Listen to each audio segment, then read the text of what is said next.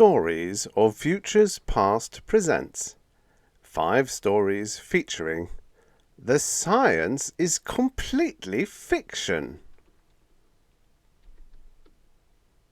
Chicken Farm by Rocklynne. Corbow's Theory by Wallot. The Ghost of Lancelot Biggs by Nelson S. Bonn. The Wellsprings of Space by Albert Teichner. The Alternate Plan by Gerry Maddren. Chicken Farm by Rocklynne. Originally published in Planet Stories, March 1953. Narrated by Trussel. Just in from a long haul searching for asteroid juncture points, Harvey entered the lobby of the Hotel de Mars and went straight to the registration desk. The woman at the desk, who was blonde and blue-eyed and inclining to chubbiness, looked at him, smiled. The smile was of such quality that Harvey's singed brown face set into a mould of utter attention. Finally, he let out his breath. "I want a room," said he, "on the Dimer's side."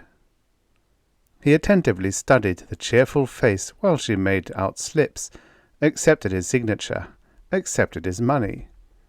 After he had the key, after he had his change, after everything was taken care of, he still stood there. The woman smiled into his seamed eyes. "Was there something else?"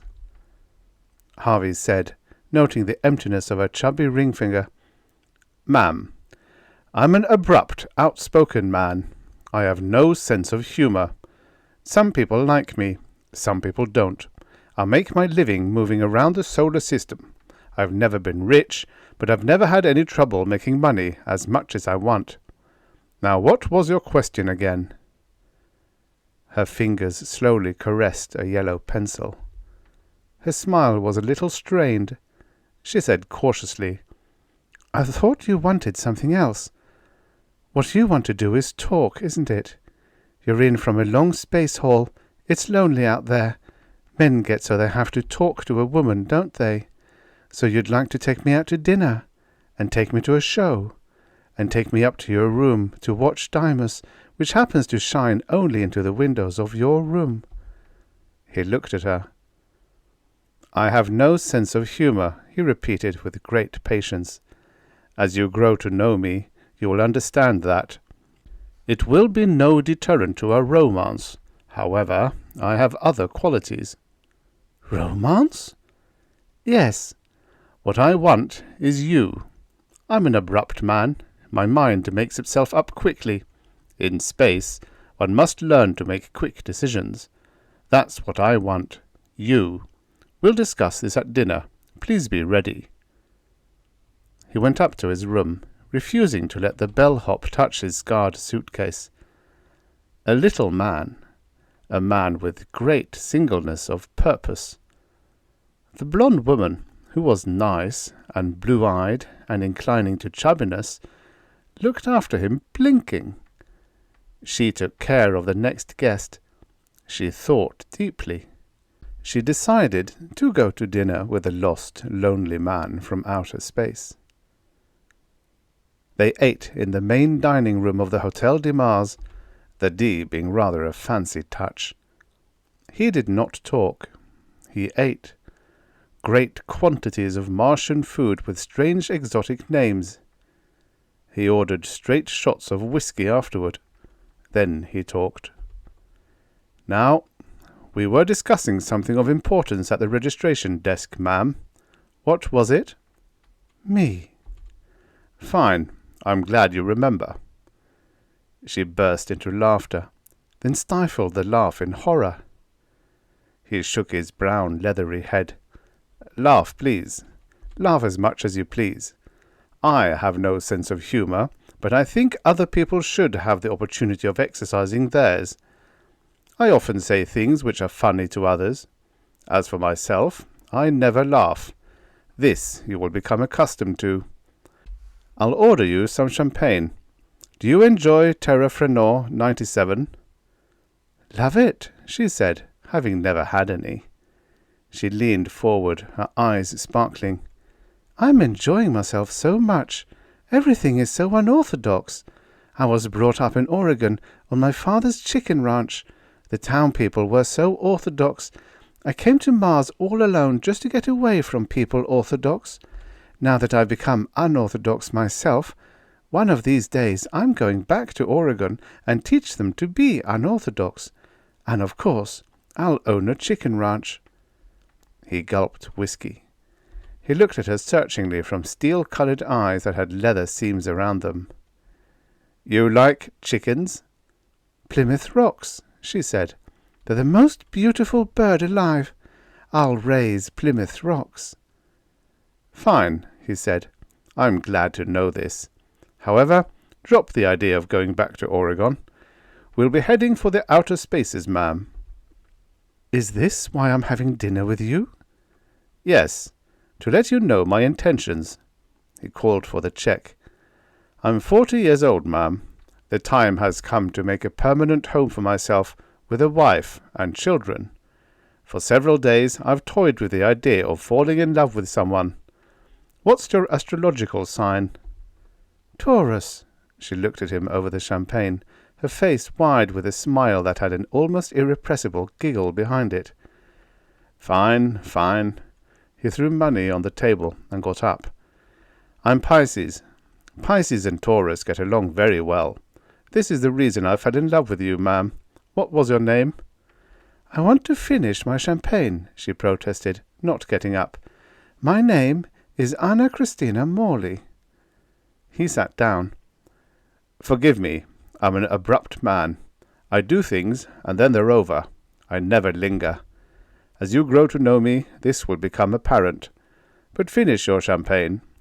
My kind of woman always speaks her mind. So your name is Anna Christina Morley. A very unusual name. A numerological breakdown would no doubt show you to be a strong, a firm, and idealistic woman. I am a fortunate man. Have you finished your champagne? I guess so, she sighed.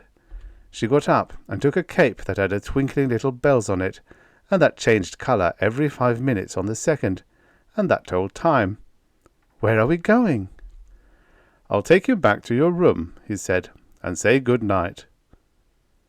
She was beautiful in the overhead sparkling lights of the dining room. Something caught her sharply on the solar plexus as he spoke. Why? She said forlornly. His singed eyebrows came up. Why? My purpose is accomplished. You know my intentions. Now I must go out and prepare. I'll be leaving for outer space within the hour. I'll be back in 10 months.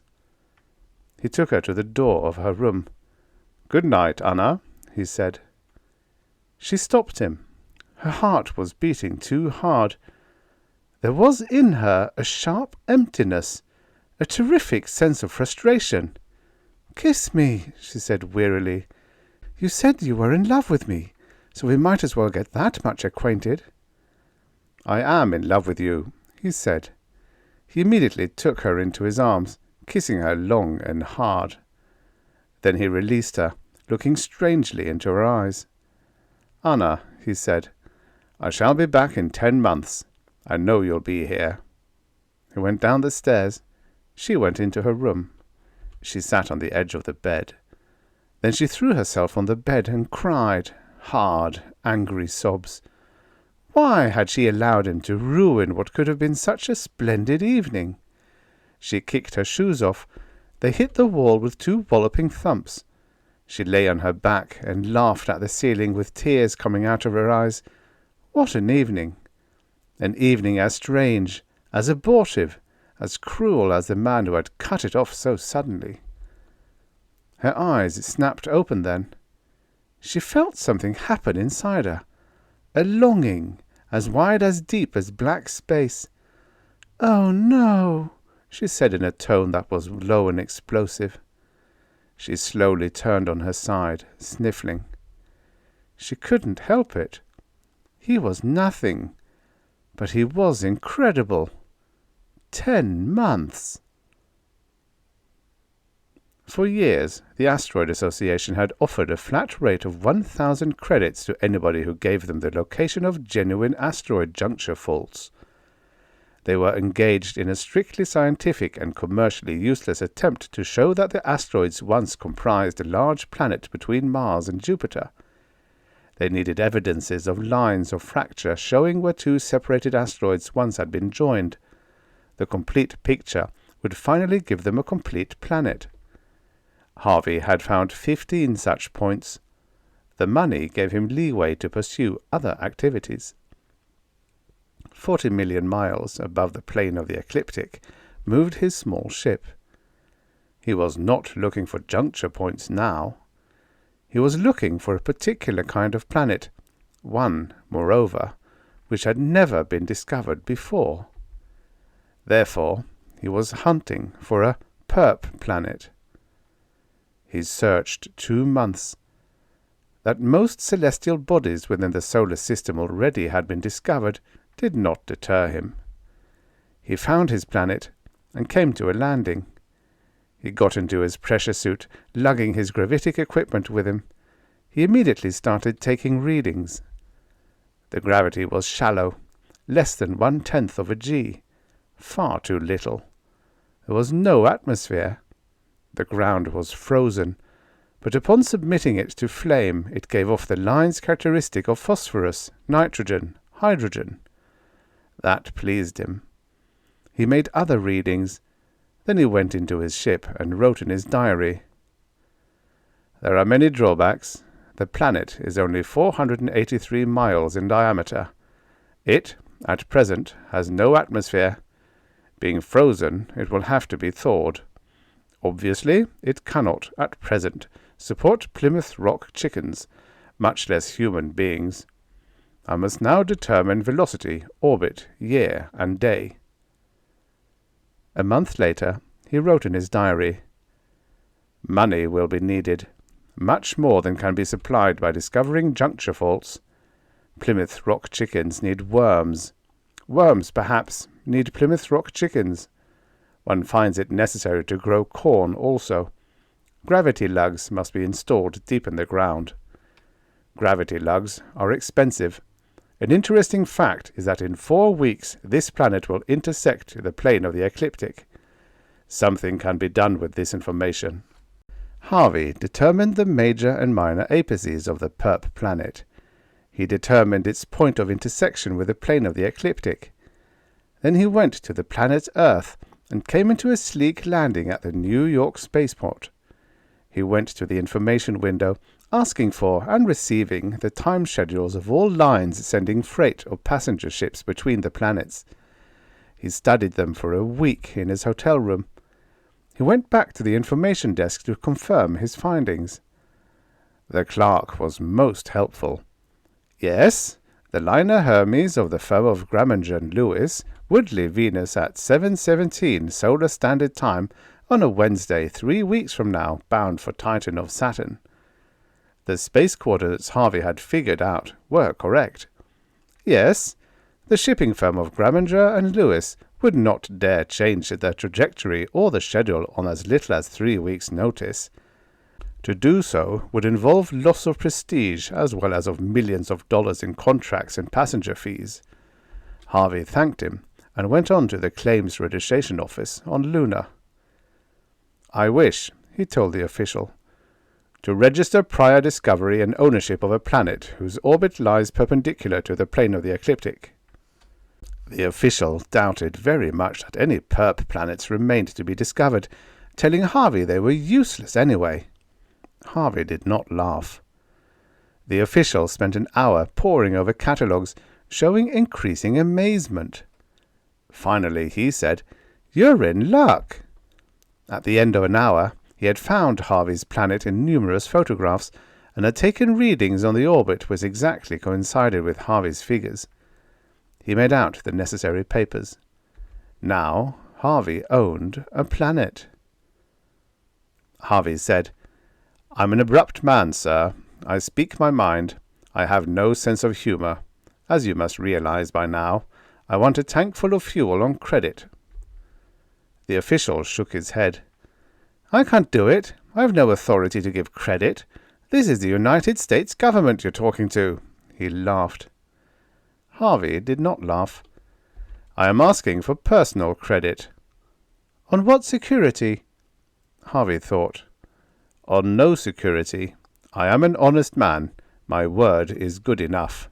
However, there will be a bonus when the loan is returned. Before Thanksgiving, you will be in receipt of 12 succulent, tender, meaty Plymouth Rock chickens as large as turkeys. May I ask what your astrological sign is?" The official leaned back, staring, and making a soundless whistle.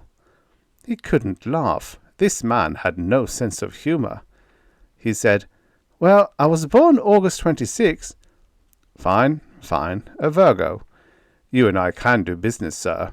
Pisces and Virgo get along. I shall be leaving at 500 SST. I shall leave my vessel in your care. Good evening." He slept untroubled at the hotel connected with the claims office, and in the morning took off. The meter reading, which he did not even trouble to inspect, read full. He went to Venus, taking 2 weeks to get there. On the way he passed his planet, which he was naming Plymouth, but did not trouble to open the port to look at it. Not much could have occurred to misplace it. On Venus, he docked his ship at the central spaceport and went by tube to Venus Port. 5 minutes after getting there, he was talking to the secretary in the outer office of the firm of Graminger and Lewis. At first, the secretary did not want to admit him to see Mr. Graminger, but Harvey said, "May I have your name, please?" She gave it.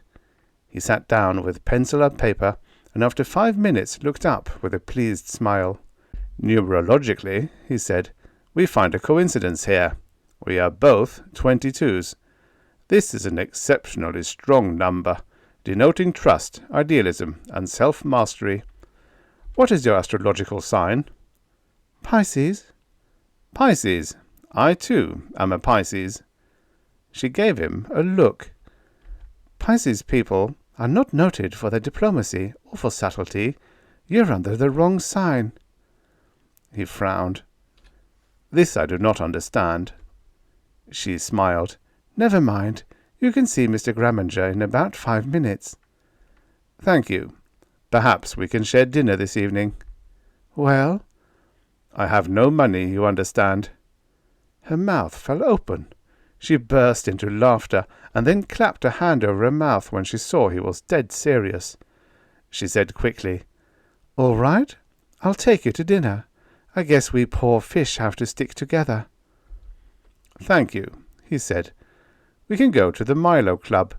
In return for the favour, I can promise you that before Thanksgiving you will receive 3 large Plymouth Rock chickens of unusual tenderness and flavour." He picked up a magazine and read while waiting. Graminger, when he saw Harvey, leaned back in his chair, scrubbing a meaty chin. He remarked he was pleased to meet Harvey, but he couldn't place the name, and did not understand how Harvey had got into the office without a prior appointment. Harvey said these details did not matter, but that what did matter was that he was here to make a financial settlement with the firm, rather than, later on, to bring suit against the firm for a sum of $1 million. Graminger's eyebrows went up. He smiled faintly, letting his glance rove over Harvey's stained leather space jacket and spotted denims. "I'm sure I'd like to hear your story," he said. "I may as well inform you, however, that any claims against the company must be laid before the legal department." Harvey stood at the desk, looking down. "I'm an abrupt man, sir," he said. "I do things quickly, and then they're over. I have no liking for red tape or legal manoeuvres.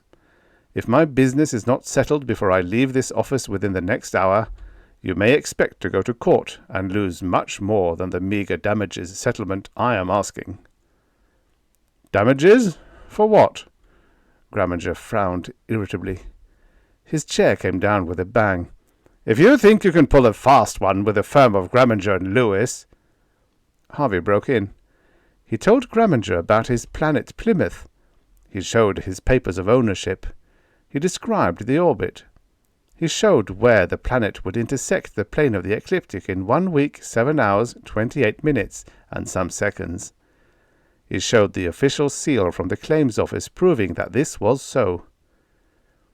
"Your liner Hermes," he said, "will intersect the orbit of the planet Plymouth some 17,000 miles from Plymouth.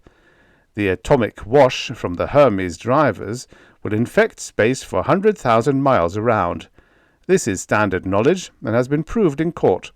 Legal precedent has also established that nucleonic, gravitonic, or positronic infection of planetary farmlands constitutes a serious misdemeanor for which damages, both punitive and otherwise, may be sought." Graminger grinned. "Let me see those papers." He looked them over, chuckling. Once he looked up. "Planetary farmlands, huh? And this planet is a hunk of rock out in space. Frozen. Only 483 miles in diameter. No atmosphere." He scooped up the inter-office phone. "Phil," he said, "get up here. I wanted to prove something to a loco-joking yokel I've got up here in the office." He hung up. "That's my lawyer," he said, leaning back and folding his hands over his capacious stomach. "Too bad. Maybe you'll learn a lesson from this." "May I ask what your birthday is?" Harvey asked. Graminger told him. Harvey's jaw came out. "Cancer. Yes, I can see we'll have to fight this out." The lawyer came in. He smiled a little when Graminger explained. He looked at the papers. He shook a sleek head. He handed the papers to Harvey. "You don't stand a chance, man. Have you looked into the definition of what constitutes planetary farmlands?" "What is the definition?" said Harvey. "Planetary farmlands, legally and simply, are the natural surface or portions of the surface of a planet of any size which could support vegetative growths of any kind. Your mistake here is that this planetoid, and every other such a body that has been discovered, does not have a soil surface. Ergo, it cannot support plant life." "If it did have a soil surface," Harvey said. The lawyer looked at him whimsically. "It couldn't," he said, in what was meant as a kindly tone. "These odd-sized bodies that wander through space have invariably been discovered to be crystallized, meteoric, inorganic materials from top to bottom." "But if it did have soil, natural, original surface soil?" The lawyer spread his hands, shrugging. "It can't be. But if it were, naturally, the company would—" "Change the Hermes' trajectory," Harvey said. Graminger glared. "Graminger and Lewis has changed neither a schedule or a trajectory in its career as the oldest shipping concern in the solar system," he snapped. "Well," said Harvey, "what would you do if it were proved that Plymouth has a natural soil surface?"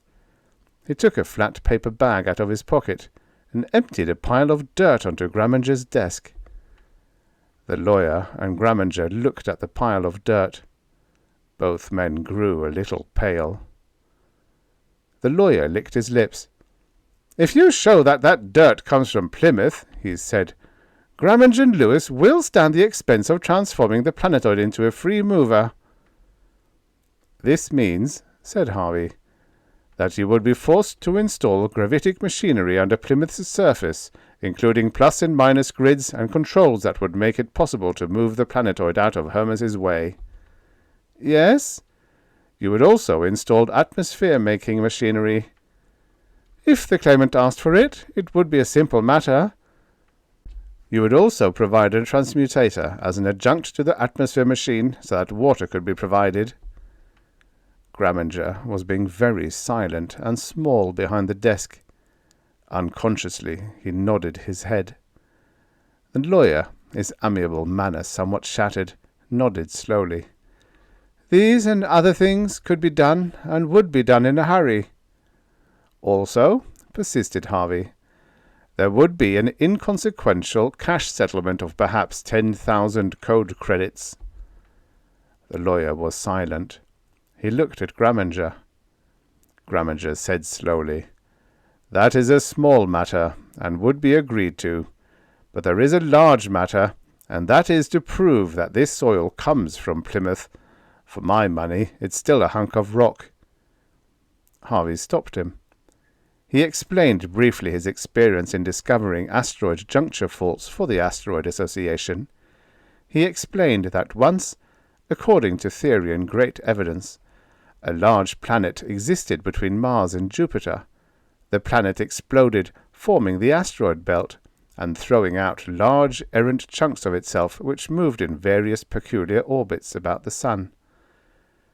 Plymouth is such a chunk, and, added Harvey complacently, I will undoubtedly be paid 1,000 credits from the Asteroid Association later on when I show that Plymouth comes from that shattered planet's surface. And I will prove also, for the first time, that the shattered planet contained a surface soil on which vegetable life was rampant.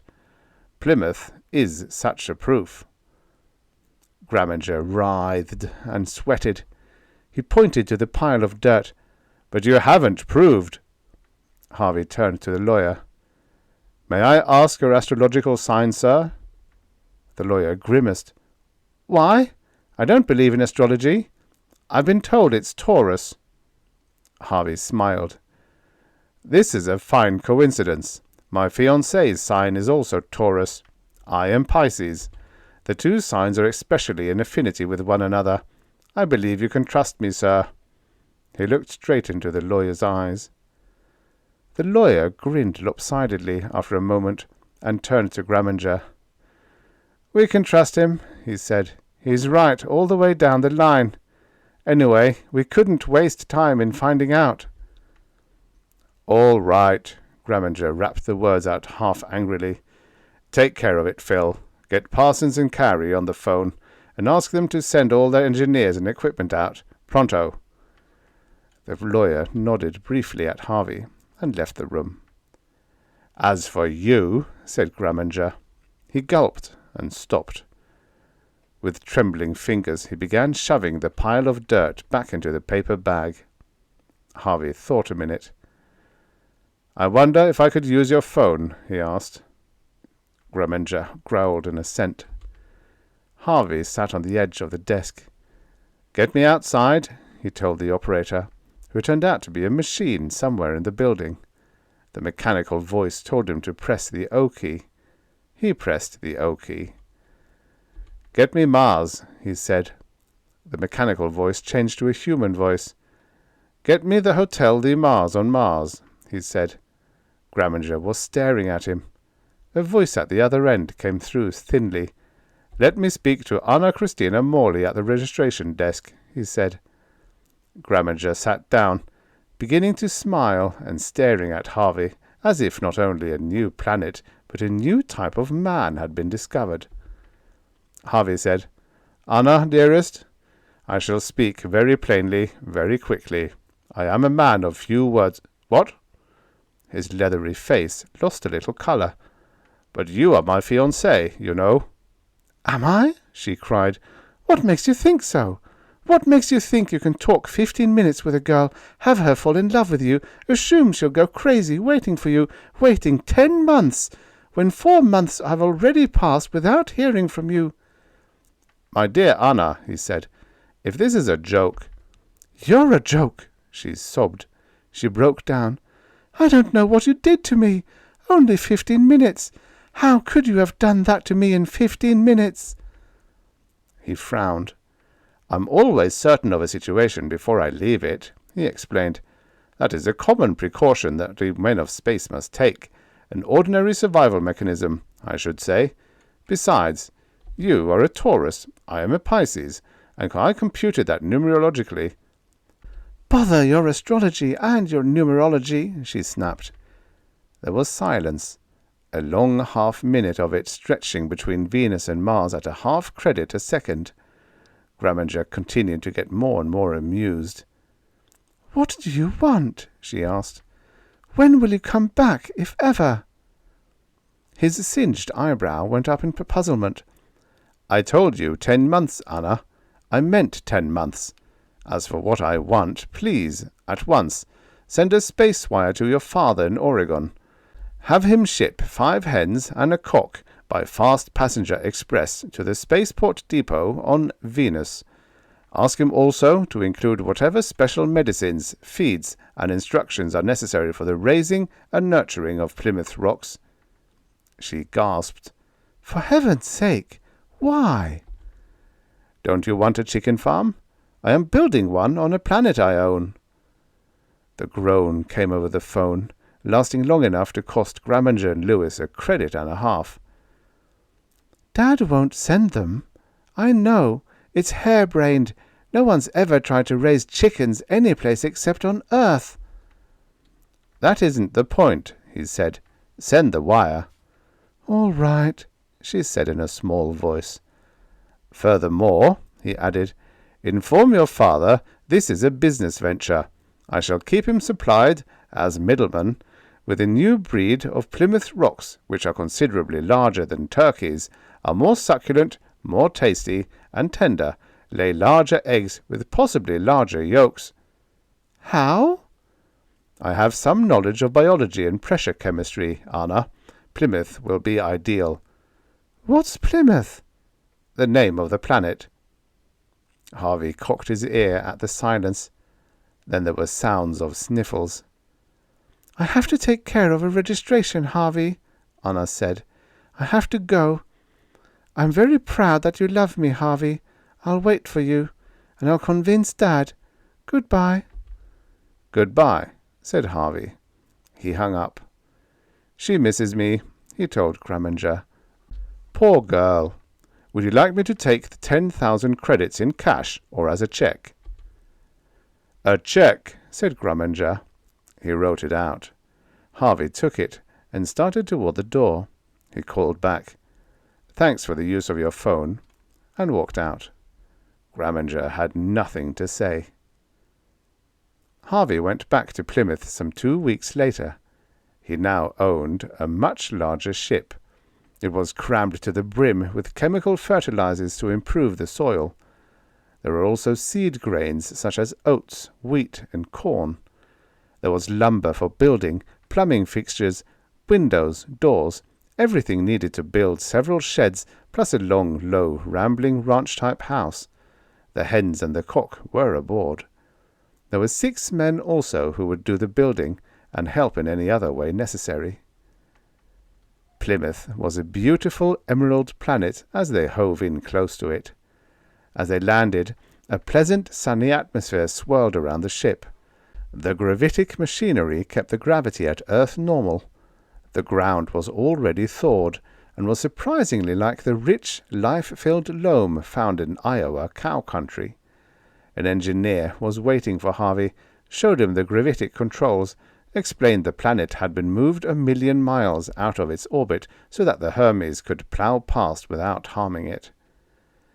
By shutting off gravitic energy from one side, he explained, pressing buttons on the control panel, the planet could be made to move in any direction. Furthermore, the gravitation could be raised or lowered at will on all of the planetoid or of any small portion of it. Fine, fine, said Harvey, much pleased. Before the engineer took off, Harvey promised him several large Plymouth Rocks before Thanksgiving, and as an afterthought took a numerological reading on his name. Then he instantly started in to work. The house went up. Saws whined, sheds went up, hammers hammered, lawns were laid, ground fertilized, worm eggs installed. Some natural vegetation of a weird nature appeared, its seeds having been alive but frozen for a time measured in epochs. No doubt of it, the soil was alive. The fowl flourished in the fenced-in yard, prone to no diseases, having no natural enemies, neither mice nor lice. Harvey worked with 3 generations of chickens. He made his experiments with fluctuating gravity under the chicken house. His employees were fascinated. Harvey explained. I'm actually 50 years old, he said. Don't tell my fiancée. She thinks I'm 40. But being out in space, virtually with no gravitational pull on my body for almost all of my life expectancy has been pushed up to somewhere in the hundreds. I can pass for 40. Gravity, he said, makes people grow old and probably hastens death. The muscles have to fight gravity, so do all the other organs. The muscles toughen, get stringy. The skin, the nerves, the arteries, and the meat of the body get brittle and hard. This is what is known as old age. Think what effect a lowered or fluctuating gravity could have on these beautiful grey-white birds. Harvey experimented a great deal as the weeks passed. He often adjusted the gravity lugs down to a point where they exerted just enough force to hold the atmosphere to the planet. The results were remarkable on the Plymouths. The third generation of fowl were distinctly a fifth larger than their ancestors. The cocks, which normally should weigh 10 pounds, now weighed between 10 and 14. The hens, in proportion, kept a couple of pounds under this. They matured faster. They bred much more vigorously than any Plymouth Rock ever had. The eggs were consistently larger. Harvey early decided against hatching incubators because the hens, untroubled by vermin or other influences such as bad weather, which could make them neurotic, paid tranquil attention to their jobs. He did, however, have open electric brooders constantly going so that the chicks could go to them for warmth if necessary. Lowering the gravity had a similar effect on his corn, oats, and wheat crops. They sprang up, maturing in a remarkably short time. There was plenty of feed for the fowl. Plymouth was rapidly becoming self-supporting. Harvey was pleased. He explained again. Pressure can be considered as a gravitational effect, and vice versa. Pressure chemistry causes certain chemical reactions to speed up, others to slow down. I figure that by Thanksgiving I can find the correct variation of gravitational pressure that will give me a breed of Plymouth Rocks never seen in this universe. By the time the fourth swift generation came along, he had almost reached his goal. Furthermore, the flesh was tenderer than any of these men had thought possible.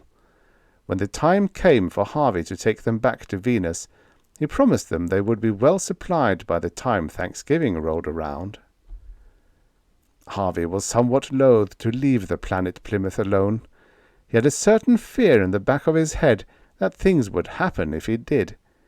He intended to return as soon as he and Anna got married. He showed up at the Hotel de Mars a week ahead of time. At Anna's place behind the registration desk stood a white-haired little old lady. A chill started deep in his stomach when she told him Anna left 2 months ago. She produced a letter Anna had left him. It was brief and pointed. "Harvey," the letter read, "I know you lied to me. There isn't any planet called Plymouth. I looked it up in the star atlases. Nobody ever heard of it. I'm not going to stay here and be bitterly disappointed when you don't show up at the end of 10 months. Goodbye." Harvey threw the letter away. It had served its purpose. "Ma'am," he said, "I'm a man of action and few words.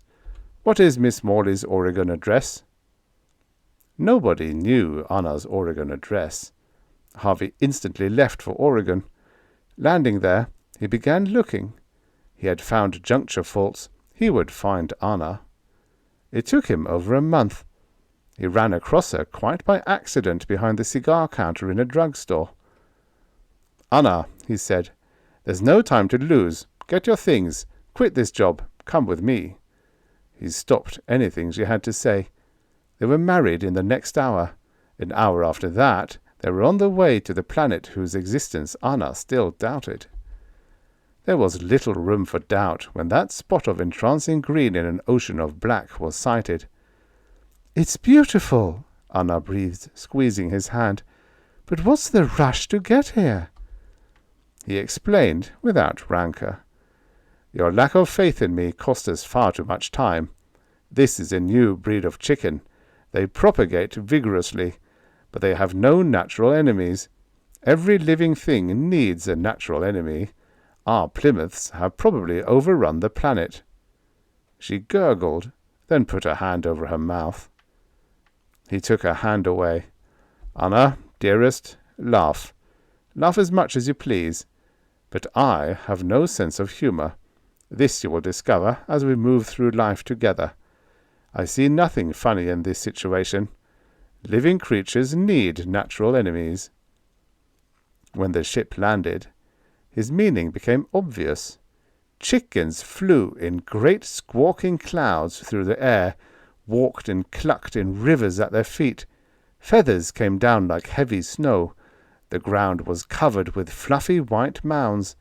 From horizon to horizon there seemed to be little else but chicken. Anna was appalled. Harvey was planning. A slaughter would be necessary. "We're the natural enemies," he explained. "Your chicken farm is ready to pay off." The end. Subscribe for your daily stories of futures past. And now for the next story. Corbow's Theory by Wallot. Originally published in If Worlds of Science Fiction, October 1956. Narrated by Tom Trussel. "All right, so we've got it. The same problem rocket designers have been struggling with for 5 years. Nobody's found the answer, and they never will." Bronson Corbow glared at the older man, his lips pressed tightly together to keep from giving voice to the anger mounting inside of him. Mars Kenton was an argumentative old fool, but the company had made him his assistant, and nothing could be done about it. "They've known ever since they discovered that interstellar drive," Mars continued, "that they can only make enough carbolium to send 4 ships a year to the end of our galaxy and back again. Is it our fault they have to make the blasted stuff instead of mining it out of the ground?" The words ringing in the quiet of the laboratory seemed to pound in Bronson's ears, and he found he could hold his tongue no longer. He leaned toward the older physicist and slammed his hand down on the table. "That's enough, Mars. I happen to be the one in charge here, not you." His quiet voice made clear the anger he felt. "Reed turned the problem over to us. I say we can lick it. Just because my chief assistant is still thinking in terms of ancient history, it's no reason to send back a report from this laboratory saying we can't handle the problem." He ran a trembling hand through his close-cropped hair and swore at himself when he saw Mars notice the trembling. Why did he have to start shaking every time he got mad? The person he was mad at invariably took the shaking to be fear, and he could always be forced to drive his point home all the harder in order to get the respect he demanded. Mars Kenton sneered. "Mind telling me just how you are going to eliminate interstellar drive from our rocket ships? Or have you cooked up another of your bright ideas to try out at the company's expense?" "I'm fed up with you, Mars." All control of his temper was gone now, and the younger man gave full vent to his anger. His powerful body fairly bristled in his rage, and in spite of himself Mars was forced to cringe beneath the assailing roars that followed. "You may be 20 years older than I am. You may have been one of the pioneers in space travel. You may still be a good man if you could forget that the whole world didn't plot that accident that left you with a bad leg. But you're still taking orders from me. We have some good men in this department, and you can either keep your mouth shut and work with us, or you can get out. Interstellar drive isn't the only solution to space travel, and the answer to the problem is going to come from this laboratory. Now take your choice." Mars glared at Bronson and seethed inwardly, but swung back to his work table. His right leg twitched convulsively, forcing him into a stumbling limp, and he silently cursed the fate that had brought him to such a lowly existence. Him! Jock Kenton! member of the first expedition to land on Mars and successfully return to Earth. And what was he now? Just a second-rate design consultant working in a laboratory on the moon. His water-blue eyes clouded in his flood of self-pity. How beautiful it had been out there! All blackness, all majesty, the throbbing power of the rockets, the thrill of unknown adventures in the void. His rickety old heart beat faster with remembering. The scorching desolateness of Mars was something he would never forget. Even now he could see the miles of heat-drenched land, the thick red powder that covered the planet's crust, the stretching reaches of nothing but a barren, dead world. And then the accident. Sure, it was just an accident. How could he know that the port lid was going to break its magnetic field and slam down upon him? It had, though, and he had returned an honoured man, praised for his self-sacrificing adventure, then pitied because he would spend the rest of his life a crippled man. He twisted his thin blue-veined hands together, those hands that had piloted a glittering rocket through space, those hands that had sifted through the sands of an alien world, those hands that now were white and fragile, working over drawings and plans for other ships. Gone were the dreams, and with their going came the bitterness. He felt his anger melting in his own self-pity, decided not to brush away the tears that gathered in his eyes, and turned to his board, staring at it through blurred vision. "Bong, end of round 5. Just wait around a minute, folks. Next round coming up." Vern Webber peered cautiously around the door, as if expecting something to fly at him, then jumped into the room. His youthful face broke into a broad grin as he bowed before the chief designer. "Oh, great and noble Mr. Bronson Corbow, is it safe for your lowly servant to approach these hallowed halls in answer to your summons? Mine is not to reason why, but I'd still like to leave here with my head on my shoulders." Bronson found himself smiling at his young assistant. Vern, although he was 24, had the spirit and air of a teenager, and usually succeeded in keeping the lab in a state of high humour. The tenseness of the argument with Mars dispelled itself, and Bronson relaxed. "Get word to the men that we are having a special meeting this afternoon in the conference room. We're going to blow the lid right off the present concepts of space travel, and really give those people out there something that will make their eyes bulge. I'll tell you more about it this afternoon."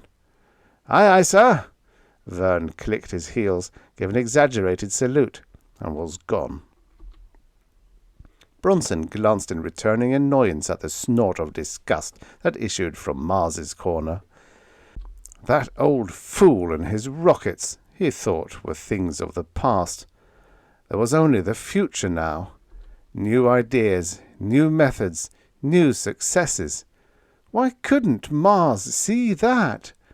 And yet, Bronson himself felt a tiny pulsing of doubt. He cursed himself for that tinge of self-distrust, but could do nothing about it. He was brilliant.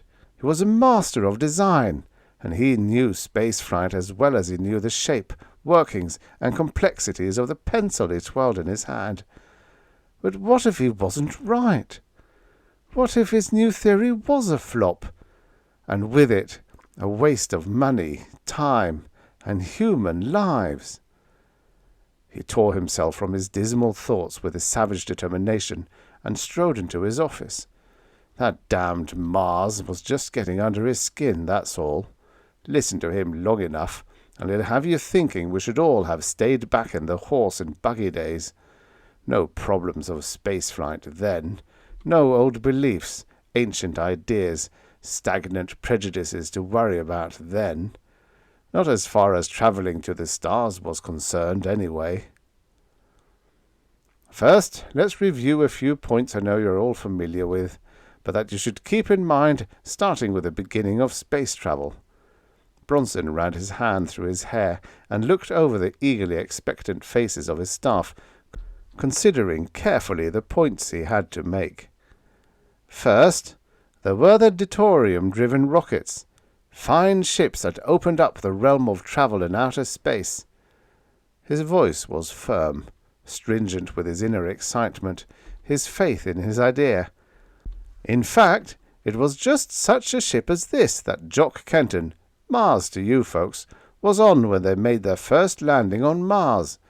These ships had their good points and still are excellent over short distances, but certainly are of no use for intergalactic flight. They are much too slow, requiring more than a lifetime to make the trip there and back. Then came the interstellar drive, the method we are now using. This drive, utilizing carbolium, which we have to manufacture, makes full use of space as a medium of travel. There's only one catch. We can make only a certain amount of carbolium, and the costs of making it are astronomical. However, no matter what the expense, the supply is limited. Still, everything's fine. We use the old rockets for short distances, and the interstellar drive for intergalactic trips. He paused a minute to let it sink in. That is, everything was fine. As you know, we have found another planet, remarkably similar to Earth in the East-Rex galaxy, and have succeeded in setting up a colony there. This presents problems. For one, since we can send only 4 ships a year to Neva, this new planet, our colonizing is going to be slowed down to a crawl. Also, we will have a mighty hard time trying to get supplies and everything else that a new colony needs to Neva within a reasonable length of time. In other words, what we need is a ship that will be cheap to run, fast enough to get there and get back again, and also safe enough to carry passengers and cargo, even in small amounts. You've heard of this problem before. I know you've tried independently to work it out and have not had much luck. I think we might have an answer now. How many of you have shot a rifle or are familiar with a gun? The expectant faces had gone blank. What was he leading up to anyhow? Still, a large number of hands cautiously worked their way into the air. All right, all you have to do right now is forget about spaceships and concentrate on a rifle and a bullet. There was beginning to be the muttering and stirring of a confused group of people. Bronson's muscular hands gripped the table eagerly. They were confused, but they were also interested. "You are familiar with the fields and grooves of a gun barrel," he continued, "and you know they are there to give the bullet a spin when it is fired. Now, what happens to a bullet when it is fired from a smooth barrel with no grooves? It is inaccurate, wobbles, has less power, and eventually turns end over end. Now, take the grooved rifle barrel. The bullet is given a spin. It has many times the velocity of the other. It has a straight line accuracy due to the spiral motion. Keep these last 2 points in mind, and providing the rifle is aimed right in the first place, it will hit the target." The group was being split up into 2 factions, those who leaned forward expectantly once more, and those who shook their heads in bafflement. "Now, let's go back again to the old rockets, and also our present ones. They all use the same principle to get off the ground. Blast off with rockets. But let's add a second type of blasting off area, also using rockets, but one that looks like a monstrous rifle barrel, complete to the fields and grooves. We have a launching apparatus that is like a grooved rifle compared to a smooth-barreled one. The smooth barrel that we now use, the rockets taking off straight, gives good acceleration, but not enough top speed. Our old rockets had that fault and never could get good velocity even when in flight. Our new ones take over with the interstellar drive, but we want to eliminate this last method. The spiral takeoff, though, would give much greater velocity right from the start, would enable the ship to hit outer space with a greater speed than it could attain using the other methods, and it would continue on in space at a much faster rate. The lack of friction would keep it from slowing down, and if we could hit the speed we want before entering outer space, the ship could go right on at that same rate in space. There wouldn't even be need for rocket power while in actual galactic flight. The initial momentum would carry it through to its destination. The rocket could do all this because its spiral launching would give us more muzzle velocity, and in a given time after blastoff, the spinning ship would have reached a much greater speed than the regularly fired one. This means operating cost will be confined to blastoff, landing, and to skirt around any sudden dangers that might arise in space. We therefore have a ship that has the velocity of the drive, and maybe more, without the cost of drive. It has safety, since our old rockets proved to be remarkably accident-free, and this design would actually be working on almost the same principle as the old rockets, except for the blastoff. The difference in outer space would be this. The old ships used rockets throughout the trip to increase their velocity. The new ones will be travelling so fast when they enter outer space, they won't have to use any power because they will already have the velocity needed. He paused to swallow the dryness in his mouth, and noticed with pleasure that more than one face was twisted in thought. Good. All they have to do is to be given a theory to think about, the time to do that thinking, and they'd be on their way. That's about it for now. I have some ideas of my own for the design of this ship, and it's really surprising when you think how simple it is, but I'll save that for some other time. Right now, I'd want all of you to think about it. It gets top priority. Report back to me with your ideas. I think we can lick this problem and get our bread and butter, intergalactic enterprises, right on top of the pile. Good luck. The meeting broke up amidst frantic discussion, wails of misunderstanding, confusion, and quiet self-musings. Bronson smiled to himself, his face almost boyishly radiant in his pleasure. The seed had been planted. Now all he had to do was give it time to grow and bear fruit. Vern's cry of amazement rang with reverence as he stood with Bronson looking over the first test rocket as it was slowly wheeled to the launching area. "Boy, oh boy, look at that beauty! Did you ever see anything like it?" The silver ship lay on its side as it approached the huge tower, but already Vern could see its glistening majesty soaring through the sky. "She was a lot of work, Vern. Let's just keep our fingers crossed. By the way, that design of yours on the rotating cylinder inside the rocket, working independently of the rocket's forced spin, was good. Tough thing to lick, but now the pilot can keep a steady up and down, no matter how much the outside of the ship is spinning. Good work." Vern shrugged his shoulders. "Just call me the Einstein of the 23rd century, that's all. We'll all see how well everything works pretty soon now." Bronson was finding the tension beginning to build up in him. Just a few more hours, and his theory would be lauded with success, or shattered into the dust. He peered at the rocket, at the tiny black figures of the men that were dwarfed by its size, and at the giant black tube, towering hundreds of feet high, waiting patiently to receive her first charge. The needle-nosed spacecraft glistened in the early morning sun, her thin beauty tantalizing to the senses of a spaceman. Her lines swept gracefully back across a smooth expanse until they hit the 4 fin tips sweeping out from the rotating band of the tailpiece, the fin tips that would fit into the slowly spiraling grooves of the launching tower. The field and groove construction first suggested by Bronson had been replaced by lands and grooves when it was found that the fewer grooves gave greatest accuracy and better muzzle velocity when tested on the laboratory models. Thus, there were only 4 fins instead of the originally planned 8.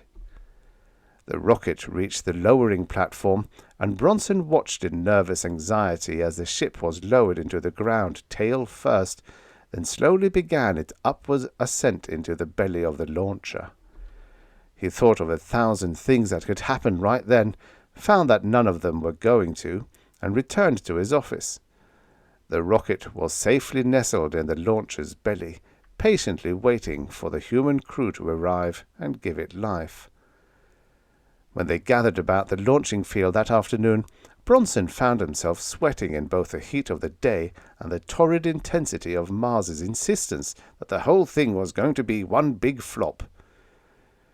Just one blast from those rockets, and we'll all be blown into the next galaxy without benefit of a spaceship, trying to shoot a 70,000-pound rocket as if it were a toy gun. You'll learn one of these days, Corbow, that the old way was still the best.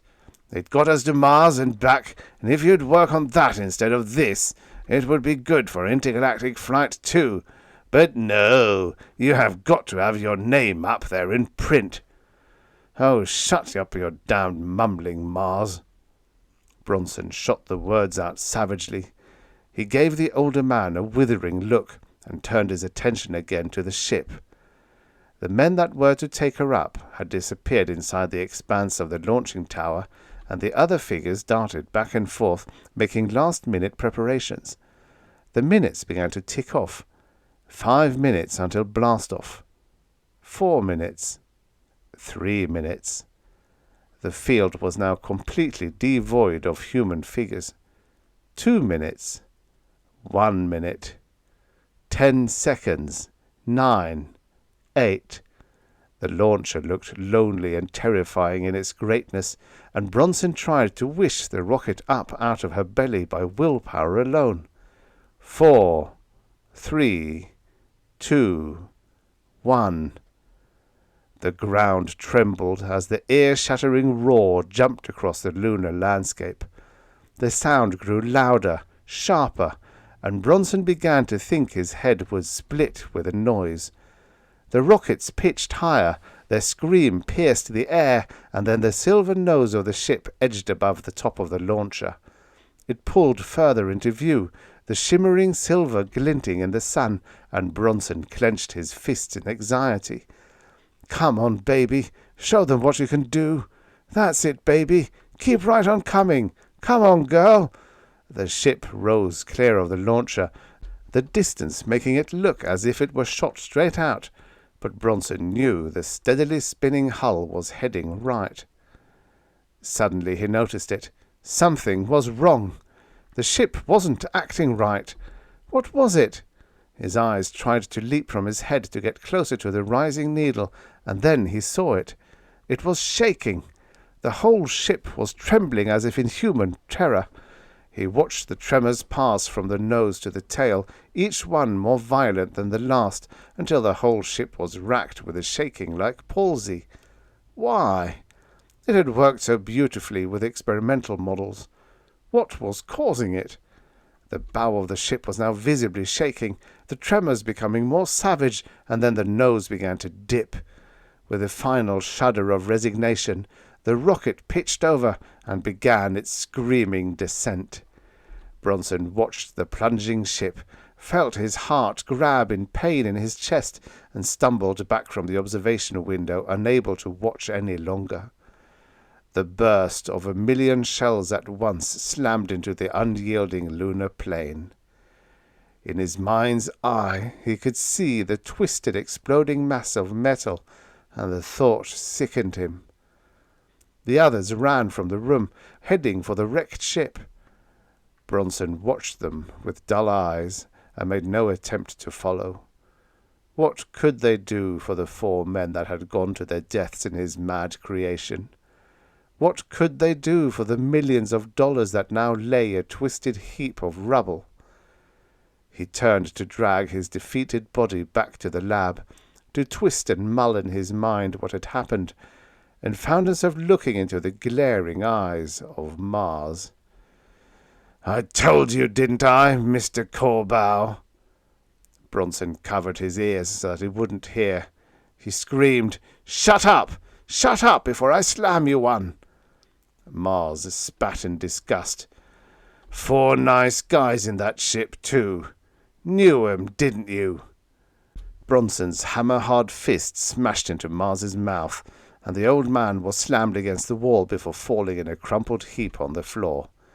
He sat there, the blood oozing from his mouth as he stared at the retreating back of the man he never thought would have enough nerve to really hit him. Now he was sorry he had said anything, and the self-pity welled up within him. He really didn't mean half of what he always managed to spit out. What made him do it? He wiped the blood from his mouth and pulled himself to his feet.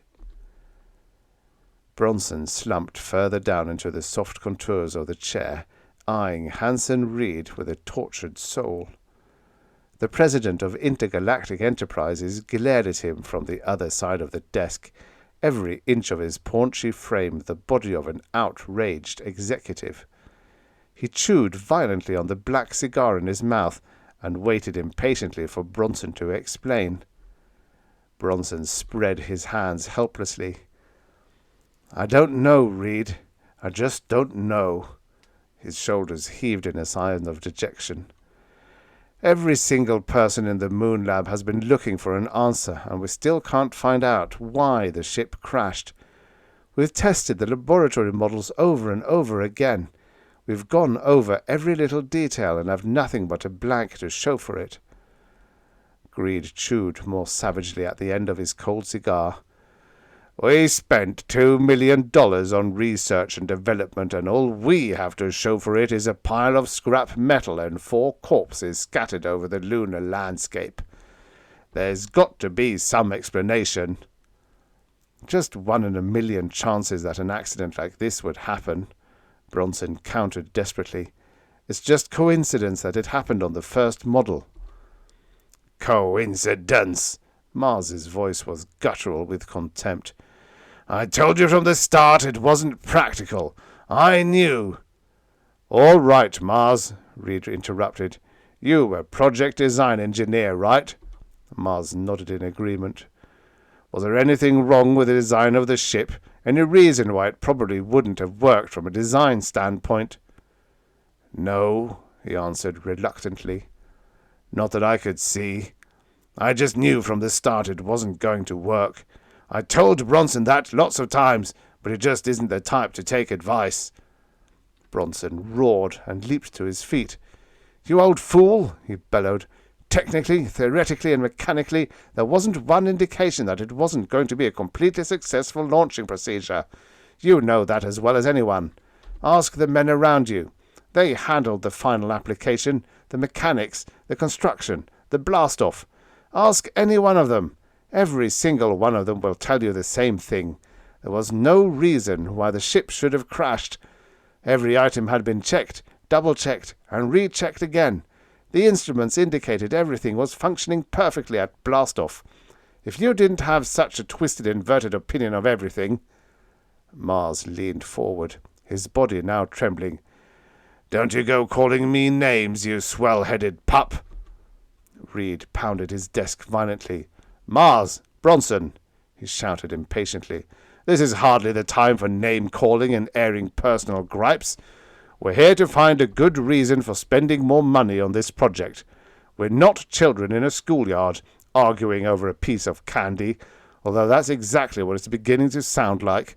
Frankly, I'm of the opinion that with so much internal fighting going on, nothing could possibly come of spending more. It would be a waste of both finances and time."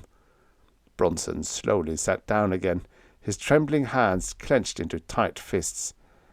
"That's one item you don't have to worry about," he growled. "Kenton is completely finished as far as I'm concerned. He's out. Fired." Mars's face fell in shocked surprise. Reed tore the cigar from his mouth and glared at Bronson. "No one is being fired, Bronson. You've been a good leader, in my opinion, as well as a friend, but I do the firing around here." Bronson glowered and reddened under the unexpected rebuttal, but said nothing. "You are young yet," Reed continued. "You've got brains, imagination, leadership, and ability. Wouldn't be where you are if you didn't. There's just one thing lacking, and Mars is the one that has it. Experience. And with that experience goes well-used caution. You've got the go-ahead, but he has the wisdom, temperance, and drive. That's Mars in you. You've got each other. Why don't you just learn how to work with and use each other?" Bronson remained in baleful silence. Mars glared at the younger man and sneered contemptuously. "That young pup never will know what the word caution means. He's so eager to get his name up." Bronson rose to his feet, his grey eyes flashing in hate. Reed slammed his cigar into the ashtray and threw up his hands. "That's it. It's the last straw. I'm through playing referee for two snarling dogs. The project is closed, finished. If and when somebody can come up with a decent reason why it should be opened again, we'll consider it then. Until that time, consider the project non-existent and return to your regular jobs, and cut out the bickering and fighting, or you are both fired." He pulled out a fresh cigar, bit into it in disgust, and dismissed the meeting by returning to the papers on his desk. Bronson felt the anger boiling over within him, and suppressed the desire to hand in his resignation on the spot. He looked for Mars, and saw his thin frame out the door. He wearily passed a hand over his eyes and left the room. Mars scowled in annoyance at Vern's whistling, and silently wished the young assistant would get out of the room and let him brood in peace. He chewed the end of his pencil methodically and savagely, his features blushing pink with anger as he remembered the tirade of words exchanged with Bronson a week ago. "Stupid, insolent, daydreaming pup," he snarled half aloud. Vern stopped in mid-step, eyeing him in surprise. "Huh?" he said. "Did you say something to me?" Mars grimaced. "No, I was just talking to myself." Vern grinned widely. "That's good. I'd sure hate to have anybody think those words were a description of me. Good old Vern, that's me. Combination office boy, slave, master of ceremonies, and soothing balm for ruffled egos. That's my description of me. Master of all trades, jack of none. And of course, I can't say what others think." "You don't make much sense," Mars growled thickly, biting again into the pencil. "Neither do you," Vern countered quickly. "But then again, what man does to a struggling young genius like myself?" "Oh, dry up," came the reply, "and take that drawing table into the new drafter's room." "Oh, sure. You only need about 3 men to move that monster, but—" He left the sentence unfinished and dragged the table from the wall. Mars smiled sympathetically, shook his head, and pointed to his bad leg when Vern indicated he could use some help. "Such is the life of a slave," the younger man sighed, and hoisting the clumsy article, headed for the door. "Look out!" Mars suddenly yelled, and jumped forward to catch a falling rocket model as the table edge glanced off it. Vern yelped in surprise, jolted backward, and fell against the wall, the heavy board crashing down on his foot.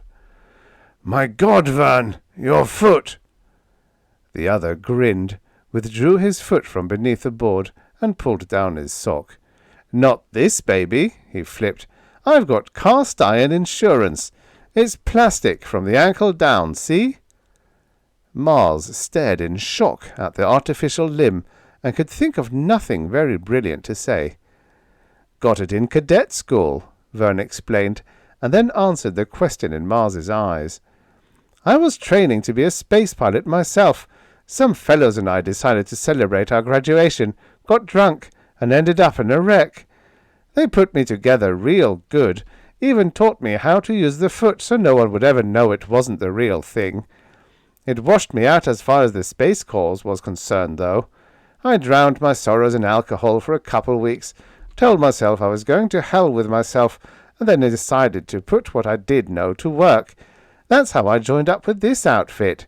Now I sit back and design the rockets my classmates have to worry about flying. Enough of this chatter. Got to get busy. See you." Mars turned thoughtfully back to his desk. "That kid's got only one foot," he mused soberly. He looked down at his own injured leg and savagely kicked it against the wall. Your leg, your poor crippled leg. What a fine crutch it has been, he bitterly reproached himself. It proves you were one of the first in space, and you won't let people forget it. You're a jealous old man. You're afraid to have someone else do what you no longer can do. You want things to stay the way they were when you got hurt, so no one else can live your dream. If time stood still, there would be no trips to new planets, no new discoveries, and Mars Kenton would still be the hero of his dream. He tried to revolt, to denounce the self-accusations.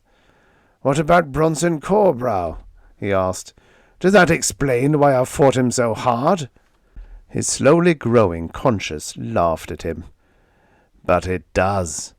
Bronson ignores your crutch, your proof that the old way worked the best. He's concerned with the future you never want to come. He buried his grey-thatched head in his hands and felt the weariness in his bones. His thoughts returned to the unsuccessful launching. But it was a crazy idea, he argued weakly. It would never have worked anyway. It was a poor defense, one that faltered and failed when he finally admitted the truth. He was a jealous, bitter man, fighting anonymity. Once more he found himself mulling over the rocket launching, probing for support to his initial decision that it wouldn't work, searching for some point to substantiate his claim. But was he really right in that decision? Had he let his hate-ridden heart rule his reasoning mind? He waded back to the beginning of Bronson's theory. Bullets. The test models were the bullets. Shells. The huge rocket itself was a shell compared to the bullets.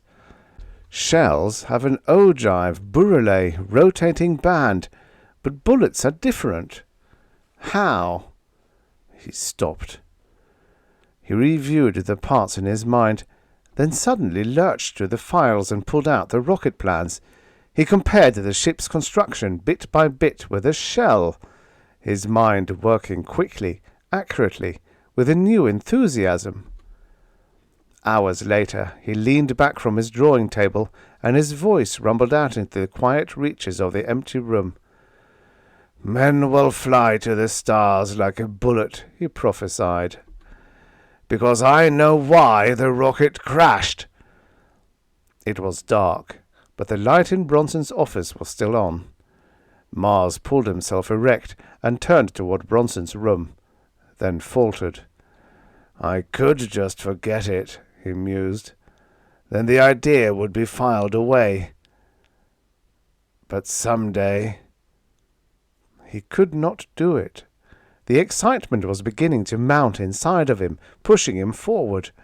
He took a deep breath, and with a decisive shrug drew back his shoulders, standing straighter and taller than he had in 15 long years.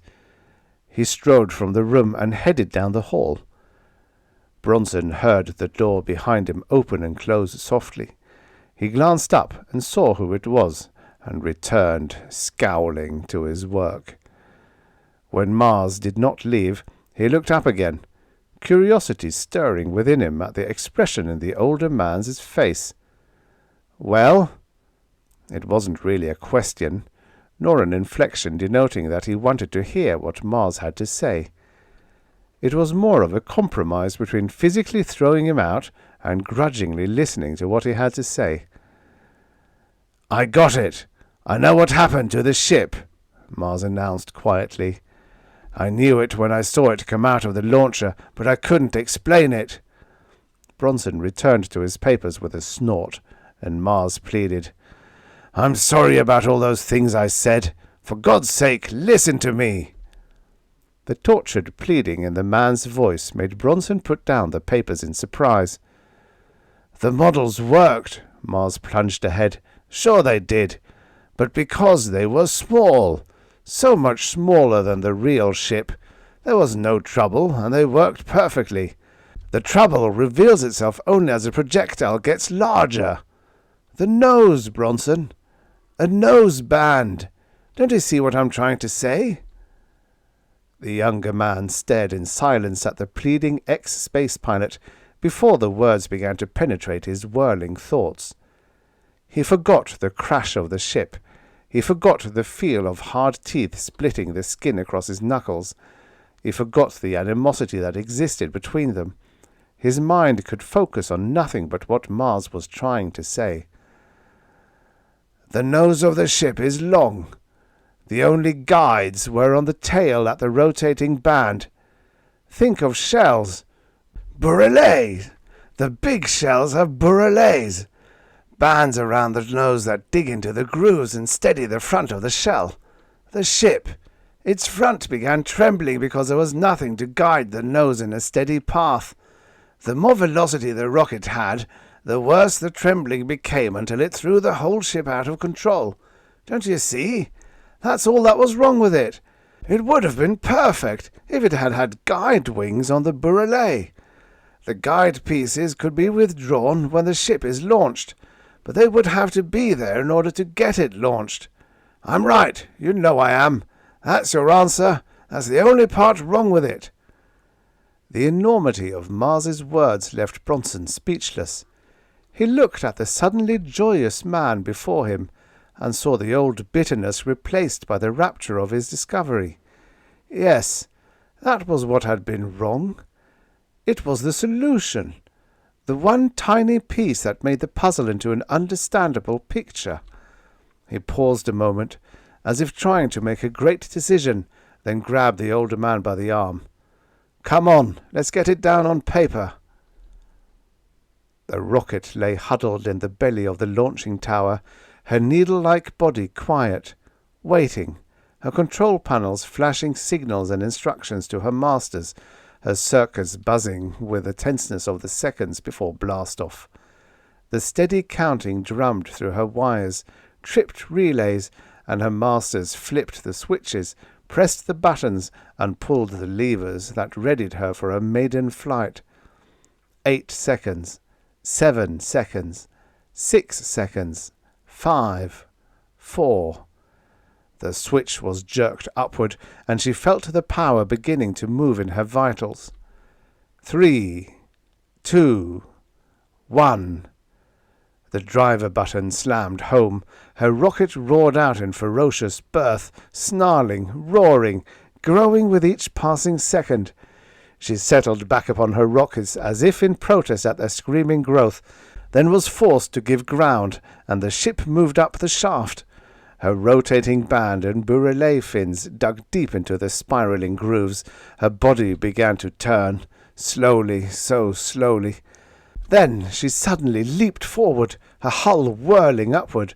The shaft raced by in dizzy swiftness. Her rockets roared louder, and she raised her spinning body further. She was free. Her body hurtled up and up, her needle nose straight and true, her velocity leaping forward. "Off rockets! Set up emergency interstellar drive for instant activation if needed. Signal in scanning screens. Activate force field and take a breather, boys. We're on our way, and the blast-off was perfect." The pilot's mechanical-sounding voice droned through the speaker in the moon-bound observation room, and simultaneously the air was ruffled by the deep exhale of relief, the rustle of slowly relaxing bodies strung tight with the hopeful tenseness of the blast-off. Mars gazed up at the disappearing silver streak, his blue eyes intent, glistening with pride and excitement. "I never thought I'd see the day," he breathed. "Look at her. She's going straight and true. She's the most beautiful thing I ever saw." Bronson's face relaxed into a happy grin as the gleaming rocket hurled up out of sight. He glanced at Mars and gave him a companionable smile. Even more beautiful than Mars that day, or the old rockets. Mars looked slightly embarrassed and shuffled his legs into a more comfortable position. "Oh, hell," he said awkwardly. "Can't you forget an old fool's ramblings? We just watched a rocket launch that's going to open up a whole new era in space travel. It was a perfect blast-off, and we know it'll be a perfect trip and landing." Bronson thoughtfully nodded his head, his grey eyes dancing. "Tell you what," Mars continued, "I've got a bottle that I've been saving for about 15 years. Got it when we got back from that first trip and never opened it." Bronson grinned and gave the old man's thin shoulder a hearty slap. "Let's get that drink." The end. Subscribe for your daily stories of futures past. And now for the next story. The Ghost of Lancelot Biggs by Nelson S. Bond. Originally published in Weird Tales, January 1942. Narrated by Tom Trussel. Folks say I'm hard-boiled. Well, maybe so. My mama told me a long time ago, when I was a brat in three-cornered breeches, that if you keep your upper lip rigid and a steely glint in the old optics and le craquage dripping from your tongue, not many people will be hopping around pushing chips off your shoulder and daring you to take off your glasses. And Mama was right. So I'm commonly known as that smart Alec Bert Donovan, and folks think I'm hard-boiled.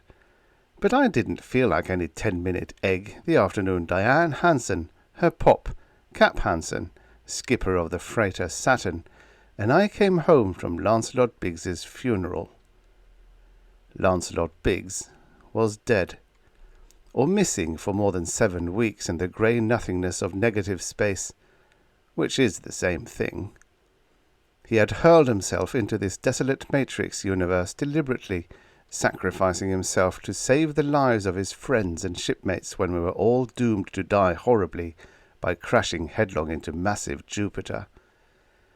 Since the life skiff in which he had entombed himself was tiny, poorly provisioned, and inadequately supplied with water, there was no longer the faintest glimmer of hope that he might, somehow and miraculously, have survived, even had he found some way of escaping the minus boundaries of the weird nega-universe into which he had fled.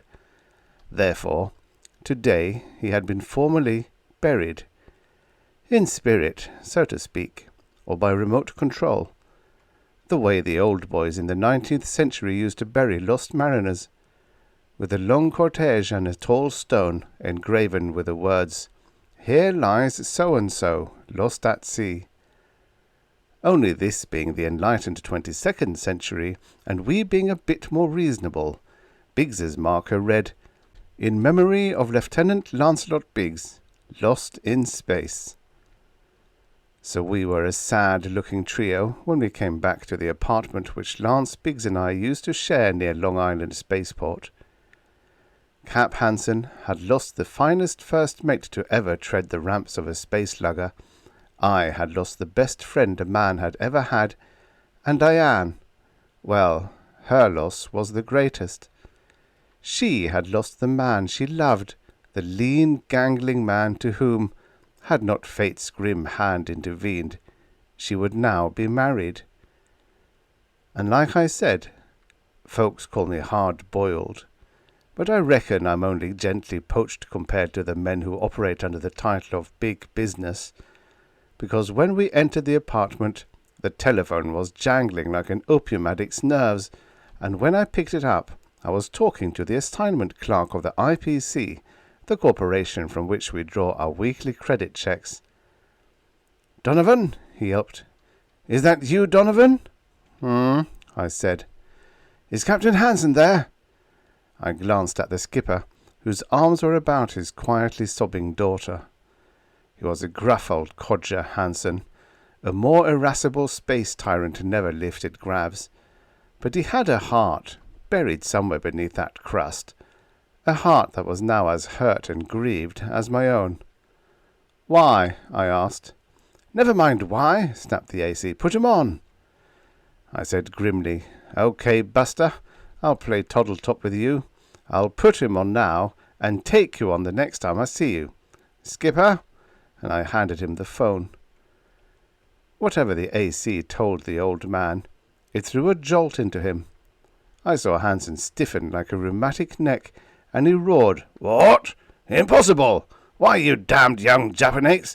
Don't you know the staff and crew of the Saturn are in mourning? We won't—" Then there was clacking from the earpiece, metallic and ominous, and the old man's face turned from crimson to an outraged mauve. But anxious lines corrugated his brow, and he forced a modulated acquiescence to his voice. "I see," he said thoughtfully. "So that's the way it is, eh? Well," grudgingly, "all right, then. But I don't like it, sir, and you may tell your superiors—" The AC must have hung up on him. He turned to us slowly. "Sparks," he said. Diane Hansen stared at her father. "Daddy, what is it? Is it some news about Lancelot?" "No, honey," said the old man gravely. "Don't keep that hope burning, dear.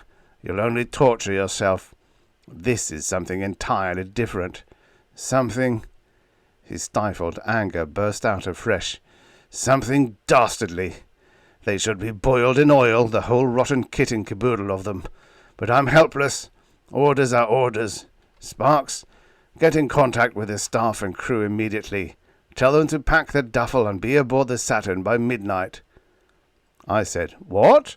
But, Skipper, we were granted leave to mourn Biggs." "I know it, but the corporation has countermanded our leaves. We're to lift gravs at 12 sharp for Europa. Polarium has just been discovered there, and the whole solar system has gone crazy. Prospectors from every corner of the universe are blasting for Europa as fast as their jets will push them. And since the Saturn is the fastest lugger in the IPS fleet, we've got to get there and stake claims for the corporation." I'm sorry it has to be this way, Diane. I don't want to leave you, but the clerk said if I refused to take command, they'd appoint someone else." "I know, Daddy," said Diane. She forced a wisp of a smile to her lips. She understood as well as I did what he was trying to tell us. The old man was, and is, one of the greatest skippers who ever blasted a rocket. But he's an old man in fact, as well as title. Twice before our employers had threatened to remove his command, ground him, give his bridge to a younger officer. A man of action, the skipper dared not look forward to the day when he had to bid farewell to space. To refuse this emergency command would be to risk everything. And so— "I understand, Daddy," said Diane Hansen, "but you don't have to leave me." "And Sparks, Ted Todd he'll serve as first mate," the skipper told me. "Wilson will be second. Hey, what did you say, Diane?" Diane's voice was gentle, but there was a tightness about her eyes and lips I recognized. I'd seen it before, on her father's face. I knew what it meant, stubbornness mixed with a dash of determination. "You won't leave me," she said calmly, "because I'm going with you." "You're going with— Oh, no, you're not. This isn't any shuttle for a girl. There's danger out there near Jupiter, honey. I won't let you." "You can't stop me, Dad. Can't you see I've got to go? Please, I'll go crazy sitting home here by myself. And besides, it was out there, near Jupiter, that he—" Well, I saw how she felt, and I didn't much blame her for feeling she had a right to make at least one farewell trip to the part of space wherefrom her lover had disappeared. The old man growled softly. Then he wiped his glasses with a sort of savage vehemence, and he said, "Well then, get your things packed. And Sparks, call Chief Garrity. Tell him to have the hypos and all control equipment ready for immediate flight." Thus, at 12 midnight sharp, Earth time, which is 7R4 solar constant, the Saturn lifted gravs for Europa, the second satellite of monstrous Jupiter. There's no use boring you with the routine details. We blasted from a Long Island cradle, set course and constant for Europa, waited till we were about 6 hours away from the Earth's gravitational field, then cut over to the VI unit, the velocity intensifier invented by Lancelot Biggs, which had made the Saturn the fastest ships in space, increasing its speed potential from a slovenly 200,000 miles per hour to something only a trifle less than the limiting velocity of light. In the old days, before the installation of the VI unit, a shuttle to Jupiter meant a journey of about 100 days, more or less, depending on the positions of the planets. Now, however, the Saturn had a speed potential of 650 million miles per hour, which didn't mean that we could actually get to Jupiter in an hour. There were other factors which had to be allowed for: initial velocity, deceleration upon approaching our goal, and all that stuff. To make a short story stubby, though, we could look forward confidently to setting foot on Europa within 2 days at the most, which gave us a big jump over the rest of those who were high-balling it for the wealth-laden satellite. Dick Todd, looking awkward and a trifle embarrassed in his first officer's braid, came to my turret at the end of our first day's flight. Things had happened so suddenly that no one had found time to tell him the score. He was one huge question mark on toes. "How come, Sparks?" he demanded. "What's this all about? First we're on leave of absence, then they dump us in the Saturn and shove us off for Europa. Why?" I said, "The answer's as simple as your half-witted brother. What do you get from the bank, stupid?" "Loans," said Todd promptly, "at 5%. But what has that got to do with—" "The correct answer," I sighed, "is shekels, the sinews of war, lame brain. Cash, Geld, credits, the root of all evil, filthy lucre. There's a polarium rush at Europa, which if I'm any prophet will make the old gold rushes on Mama Earth and the radium rush on Venus in 2078 look like bargain day in the ladies' basement. The corporation that supplies our bread and butter once in on the ground floor, so we're elected as official claim stakers." "Polarium," echoed Dick. "That's that new element, isn't it? Number 106, the impossible one." I stared at his first officer's stripes sourly. "When I think of the genius who used to wear those stripes," I sighed, "and then look at you, oh well. Listen to Papa Wackipot. Polarium is element number 106, yes. But it ain't impossible, no, because they found it, and I've yet to hear of anybody finding anything which doesn't exist. It's a brand new discovery, apparently rare as ideas in that spongy bulb you hopefully call your brain, and it's so new that nobody knows, yet, exactly what its properties are. Nevertheless, it's got a cash value, so we're on our way to collect some of the aforesaid same." Todd said aggrievedly, "That's not a very nice way to talk to a superior officer, Sparks. Damned if I wouldn't report you, if I had any idea who to report you to. But Europa, you said? That's kind of dangerous, isn't it? Our attempting to land there, I mean." "No more dangerous," I told him, "than attempting to brush the teeth of a saber-toothed tiger. Any time a ship gets within umpteen miles of Jupiter, pal, it's hold your hat and breath and give the prayer book a quick riffle. That hunk of red goo has gravitational power, spelled with a capital. Phew! More spaceships than you have corpuscles have fallen within old Jupe's drag, crashed on the planet, and not a man has ever yet managed to escape, get back to tell us what it's like. From what we know or can guess, the planet is not inhabited or habitable, but that's guesswork. Until we can explore it as we've explored its satellites, we'll never know. And we'll never be able to explore Jupiter until some clever Jasper invents an anti-gravitational shield." "Say," enthused Todd, "now there's a great idea, Sparks. I think I'll work on that." I looked at him and groaned. "You invent an anti-gravitational shield?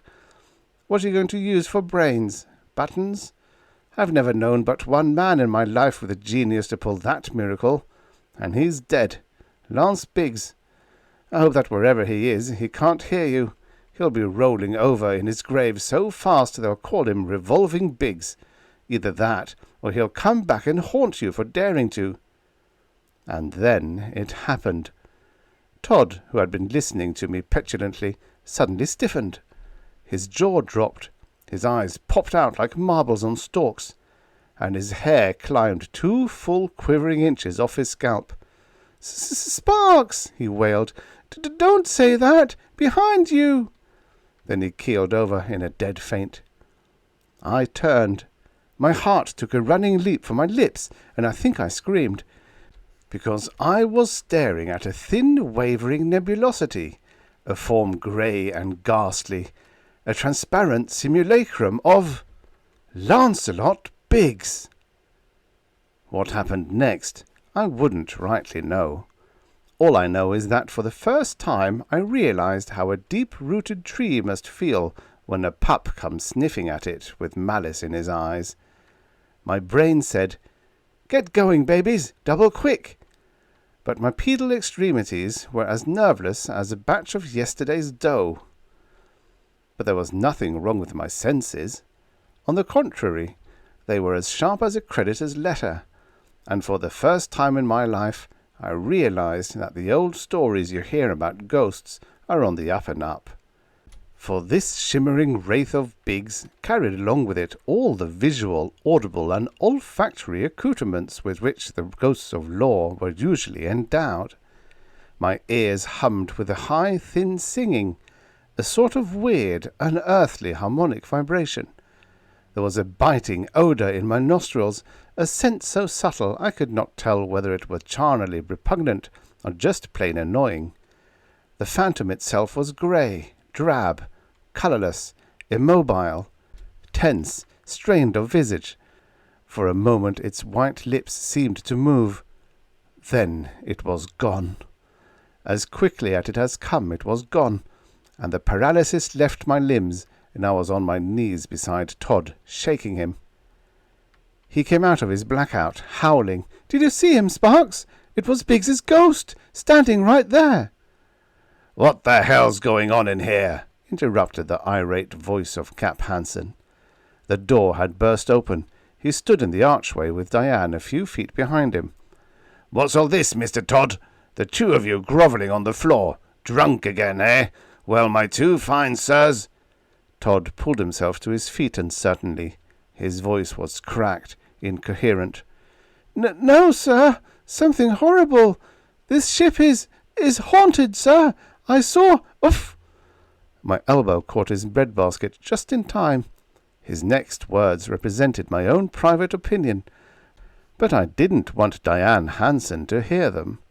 After all, it isn't soothing to a heartbroken gal to learn that her lover has turned into a noisy, malodorous spaceship spook. "Haunted?" roared Hansen. "Are you mad, Lieutenant Todd? What do you mean, haunted?" I tried to catch the skipper's eye so I could give him the business to lay off the quiz program for the time being, but my finger flagging came to naught. Diane shouldered past her father and into the room. Her voice was intense, eager. "Sparks," she said, "tell me, it was he, wasn't it? Lancelot." Too late. Dick understood why I'd poke-checked him. He turned red and began gobbling like a block-bound turkey. No, Miss Diane, nothing like that.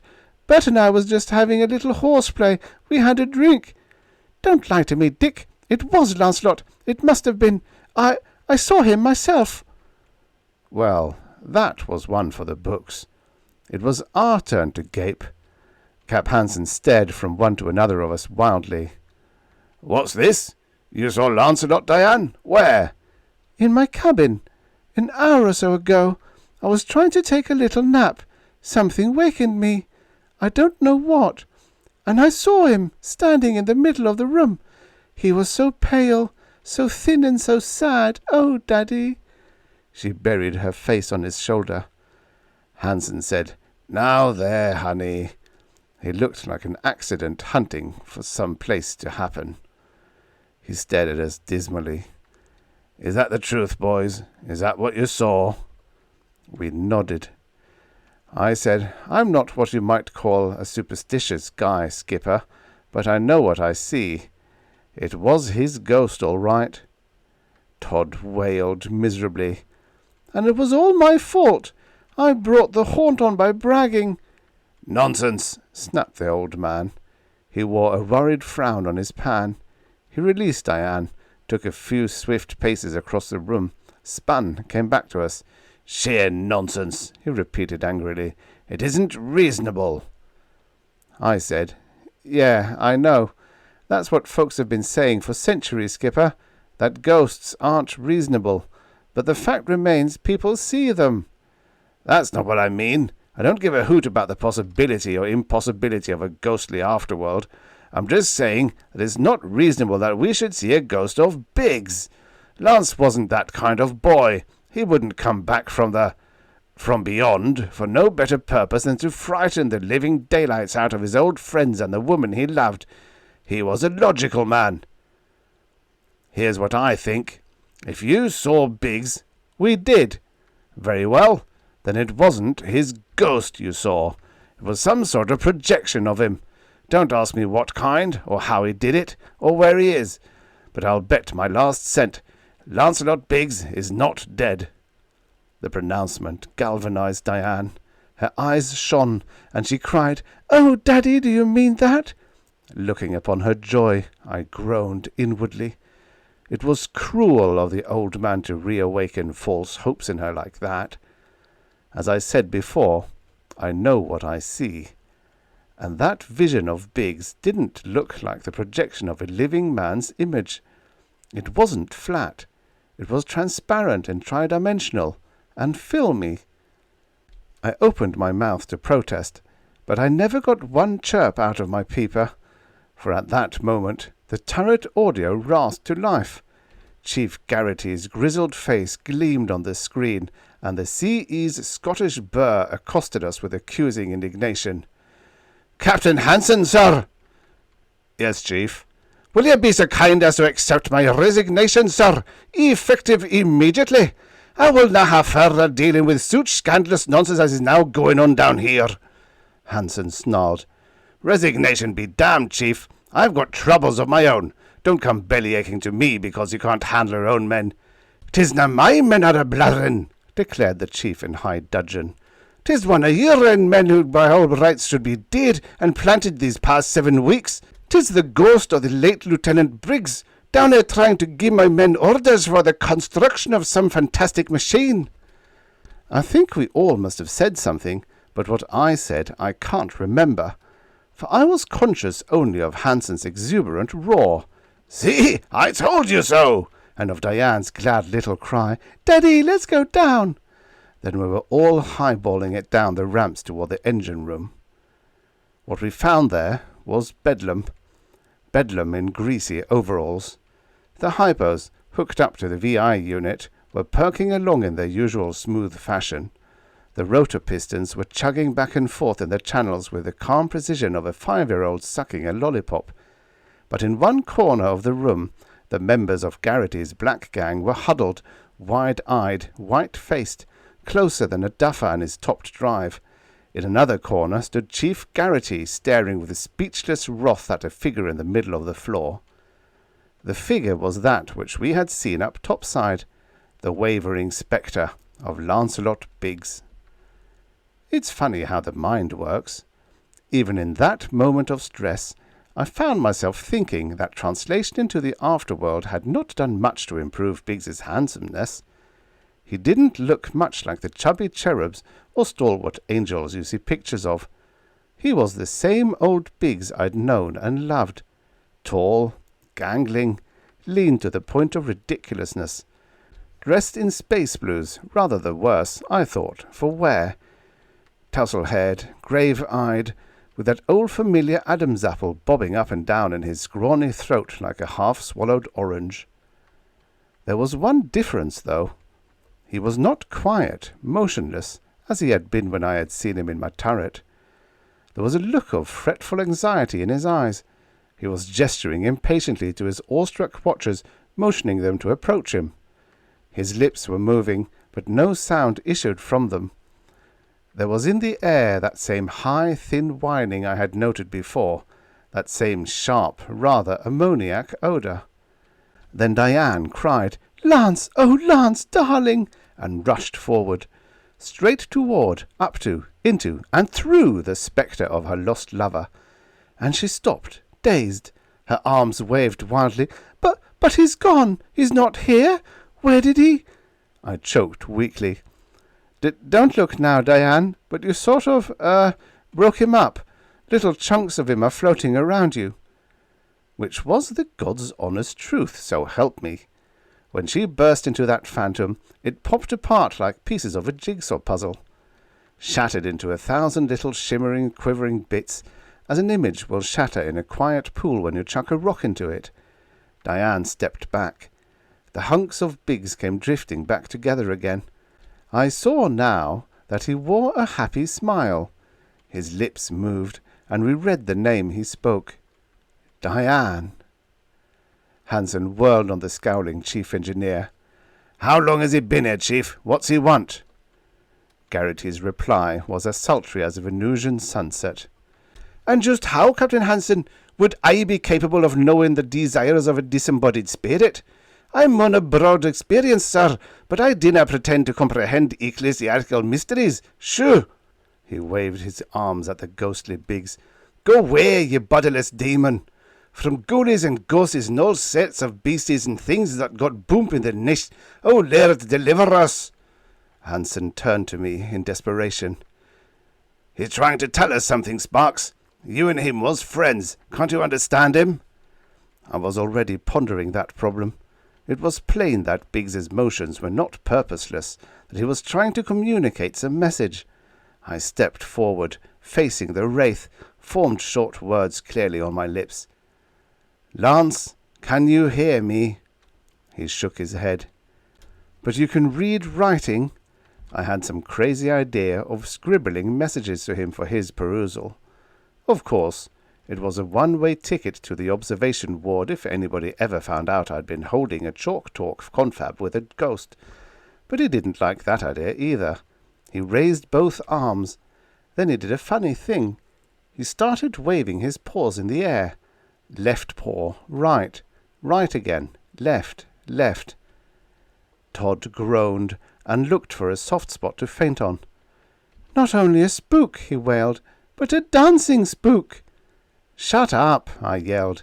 "Cap, shove that alleged mate through the airlock. This ain't cuckoo, it's code. Come on, chum, I'm getting it. For S-P-A-R-K-S. Lancelot Biggs was left writing to me. G-O-T-T-O-B-E-B-R-I-E-F. Power limited. Tell Chief Line inner hull posi-charge steel lining. Throw nega circuit through outer. Have Todd revise course to following trajectory. I'll spare you the rest. It was all technical. So technical, in fact, that I couldn't make head or tails of it. There wasn't a man aboard the Saturn who could. It was, furthermore, absolute proof that we were dealing with no spook, but with L. Biggs himself, for this was typical Biggsian mathematics. And he was right in saying his time was short. He was beginning to fade before he had completed the algebraic and mechanical formulae he wigwagged to me. Toward the end, I had to strain my eyes to find out which hand he was wiggling, but I caught the last waves. "Follow instructions blindly," he signalled, "and we'll soon be together again. Luck. My love, Diane." Then he was gone. Boy, now, I'll tell you the following hours were hectic. Our normal complement is 20-men crew, which only 6 men are engineers or engine room helpers, and the job Biggs had laid out for us was weighty enough to stagger the resources of a patrol repair ship. But Hansen turned on the heat, and when the old man shoots the juice, things hop. We drafted everyone on board, staff, crew, engine room, ordinaries. Even Slops and the mess boy burned blisters on the pinkies performing the task Biggs had assigned us. Most of us bent to our labours eagerly. Myself, for instance. I didn't know what Biggs had in mind, or what the final result of our efforts would be, but I knew damned well that Biggs never gave purposeless orders. Some good would be the end of this fantastic webwork of plates, wires, and coils we were weaving through, in, and about the Saturn. Diane, despite the fact that her hands soon became raw and sore, insisted on doing a share of the manual labour. "I must, Sparks," she declared. "I'd never respect myself again if I didn't help in some small way. Because he promised this would bring us together again. Where? I don't know." She straightened, staring at me speculatively. "I don't know," she whispered. "Sparks, he never told us where he is." "He didn't have time," I reassured her. "His power was limited, he said, but everything's going to be OQ." But later, Dick Todd raised the same point when I spoke to him in the control turret. He had been checking the course Biggs had designated. Now, frowning, he laid his computations before me. "You see what this means, Bert?" "Yeah," I said, looking at the rumpled sheet. "It means you ought to wash your hands more often." "Well, what?" "This course," said Todd nervously, "sets a direct trajectory to Jupiter." I said, "OQ? So it sets a direct What did you say?" "Jupiter," repeated Todd miserably. "I've checked and rechecked it. I can't be wrong." He stared at me, small dancing lights of fear in his eyes. "Sparks," he whispered, "that was Biggs we saw, wasn't it?" "If it wasn't," I told him, "I'm a ring-tailed baboon, and no cracks." "But everyone seems to be taking it for granted he is still alive," Todd fidgeted nervously. "That his orders will help us somehow. Suppose, Sparks, our first hunch was right after all, that Biggs is really dead, and that it was his ghost we saw." I wet my suddenly dry lips. "Go on," I said. "They said the dead are lonely," husked Todd, "and Biggs, who died in the loneliness of negative space, might be doubly so. Suppose he wants company. After all, he didn't promise us success. He only said, 'We'll soon be together.' But where, Sparks? Where? In this world, or—" I shook myself savagely. I couldn't deny that his words had given me a bad case of icicles on the vertebrae. I knew something else, though, too. That Lancelot Biggs, alive or dead, had never yet given me a bum steer, and that I, for one, meant to see this thing through, or bust. Bust! I didn't like that word either. Not when I thought of our new course and us blasting hell for leather toward massive, crushing Jupiter. Then somehow 24 hours, Earth standard, had passed, and by labours verging on the miraculous, we had completed the task set before us. And now, with the second part of Biggs's instruction before us, we were standing in the control turret of the weirdly altered Saturn, watching the small hand of the chronometer creep toward the thin black mark that represented our deadline. Cap Hansen, who had been a bulwark of strength when there was work to do, was as squirmy as a hen on a cactus egg now that all we had to do was wait. He paced anxiously back and forth between the control banks and the visiplate. Once he squinted through the peri-lens and turned to me nervously. "You're sure you got that message right, Bert?" he demanded for maybe the 1000th time. "You couldn't have made a mistake?" "I could have," I reassured him, "but I'll bet you my pension I didn't. I've been pushing keys for too long not to get my did straight, Skipper." "We're awfully close to Jupiter," scowled the old man. "Awfully close. I don't like it. Not only that, but we're running away from Europa as fast as we can, if the corporation ever finds out about this." "They can't miss," I said. "They know how long it should have taken us to get to Europa. Matter of fact, Cap, we should be landing there right now. We're going to lose a little time in establishing those claims, but if by losing a little time we can find Lance Biggs again, why—" "Awfully close," complained the skipper. He turned to Todd suddenly. "Dick, we can't risk it. There must be a mistake somewhere. Jupiter fills all space before us. If we get caught in its gravitational power, we'll all be killed. We've got to turn back. Send the message down to the engine room. Reverse motors and lift." Diane cried, "Daddy, but Lance—" "I'm sorry, honey, but we can't risk 20 lives and 250,000 credits worth of corporation property on the hazard of finding one man. Give the order, Mr. Todd." Todd said willingly, "Aye, sir," and reached out to push the audio stud. My heart sank. The needle was almost upon the split second that should have seen us putting Biggs's mysterious plan into operation. I yelled, "Skipper, please!" "Give the order, Todd," repeated Hansen regretfully. But Todd's hand never reached the button, for just then there came a terrific straining lunge over the ship. The floor seemed to slip beneath my feet. I toppled headlong to my knees. Plates groaned and creaked in metal agony. I felt a sensation of wild acceleration, a dizzying sense of speed intensified, plunging us forward, downward. And Todd cried, "Too late! Too late, Skipper! God help us, we're falling onto Jupiter!" I told you folks say I'm hard-boiled. People also claim I'm a wingding. They say lots of things about me, none of them nice. But I'll say this one thing for myself in self-defense, that once in a million times I show a good streak of common sense. This was one of those times. While everyone else was wailing and hollering and going off the top of their buds, I got smart and carried on. I roared, "Damn it all! Lance knew this was going to happen and planned for it. Depress that number 3 lever, Todd. Shoot the juice through those coils we've been building." And Todd was so rattled that he obeyed me. Like I told you before, we'd created a wild-looking network of wires all over the framework of the Saturn. We'd even constructed a whole new inner hull, juicing it according to some diagram that didn't appear to make sense. Now rheostats rheostated, and condensers condensed, and the air got so full of electricity that my teeth began to hum like bees in a bathtub, and it got hot in the control turret, but our frightful plunging motion ceased. Not just like that, you know.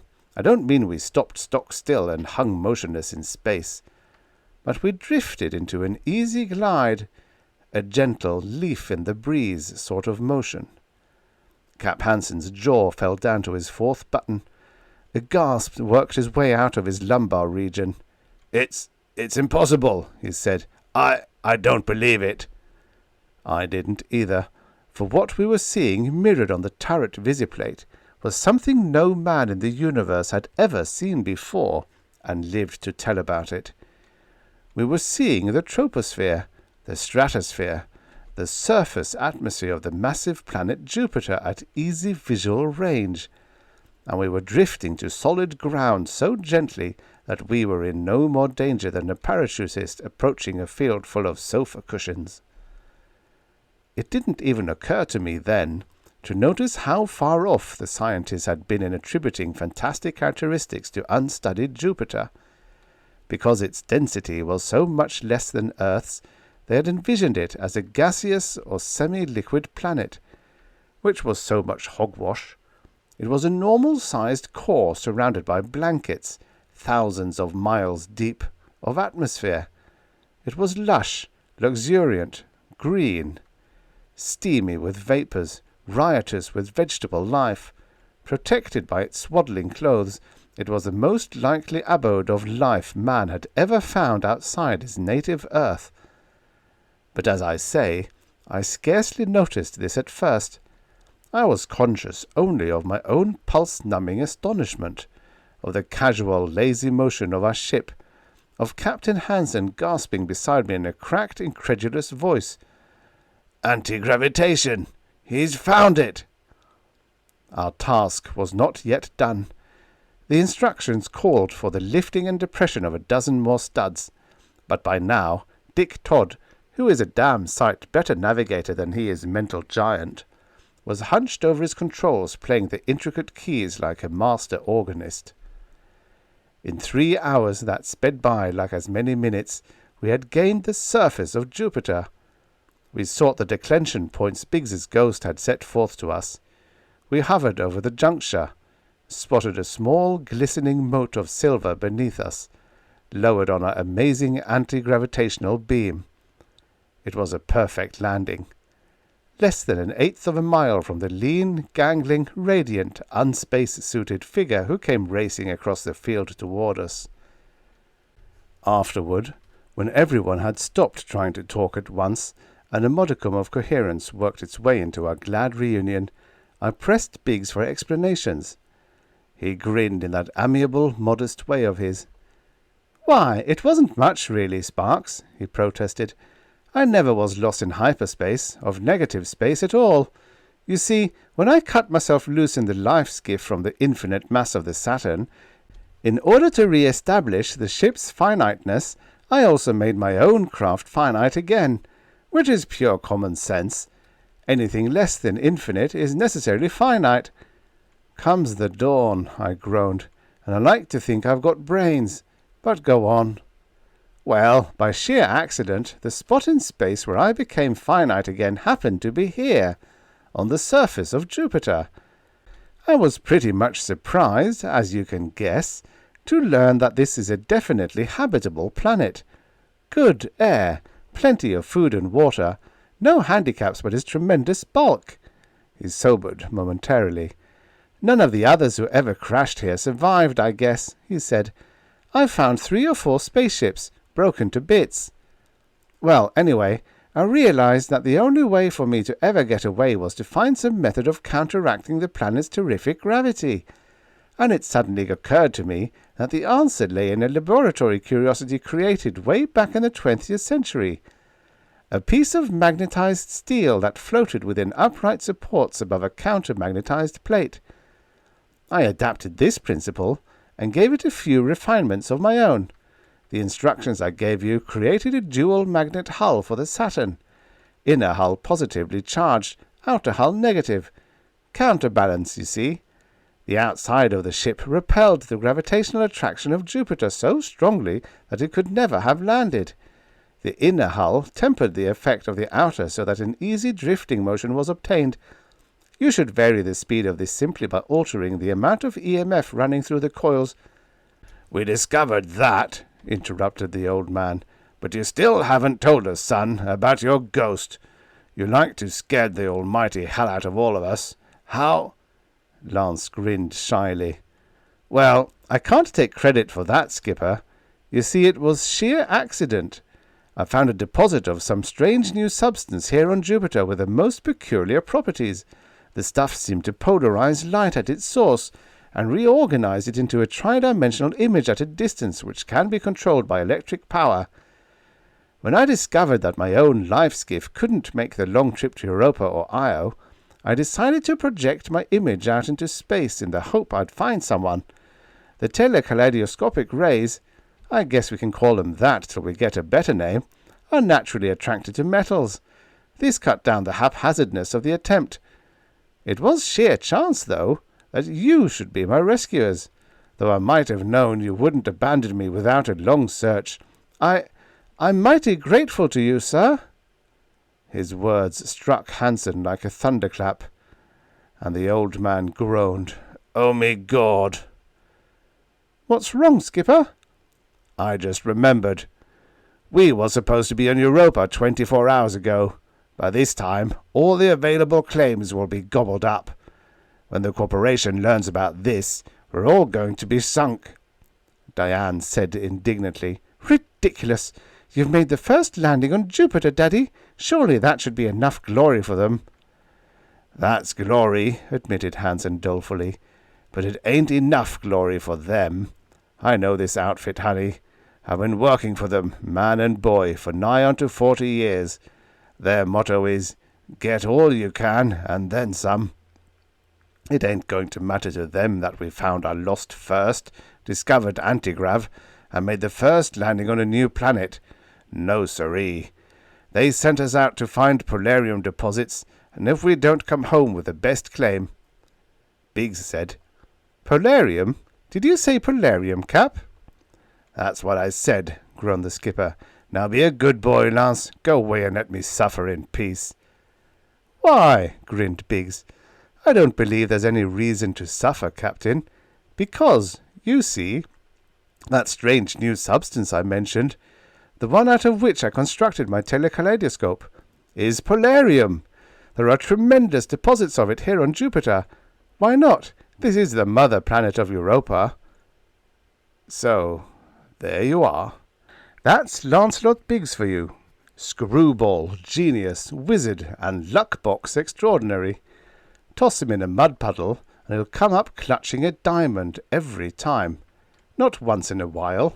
Every time. And I guess it was just about now that the old man slipped me the high sign to drag Hips out of there. "Look, Sparks," he suggested. "How about you and me take a little walk and explore this here new planet?" I said, "Oh, I'm quite comfortable here, Cap." He jammed an elbow into my ribs ferociously. "Are you coming peaceable?" he hissed. "Or do I have to pull off your leg and beat you over the head with the bloody stump?" I got it then. Diane and Biggs. They were eyeing each other like two marshmallows ready to melt. So I said, "Well, all right, Skipper, if you want to. Bye, folks." And do you know, they never even heard me. The end. Subscribe for your daily stories of futures past. And now, for the next story. The Wellsprings of Space by Albert Teichner. Originally published in Amazing Stories, October 1961. Narrated by Tom Trussel. The three top scientists had come to describe their greatest triumph to the revered Huddleston. After centuries of bitter disagreement, the world's cosmologists were now unanimous in accepting the newly proposed Lowen, Crane, and Fitzhugh hypothesis. At 300, Huddleston was doddering towards death, but the great man certainly deserved to know in his more lucid moments that the problem he had outlined long ago were finally solved. He had been the first to prophesy that all parsec journeys to the stars must fail, because each spaceship would steadily lose electrons to the weak magnetic field of the galaxy. The few weakened shells that had managed to limp back into the solar system had proven his point. He was having one of his brighter periods when they came in. Not only were his eyes and wrinkled flesh glowing with pink health, the illusory super-health of the very aged, but he knew instantly who they were.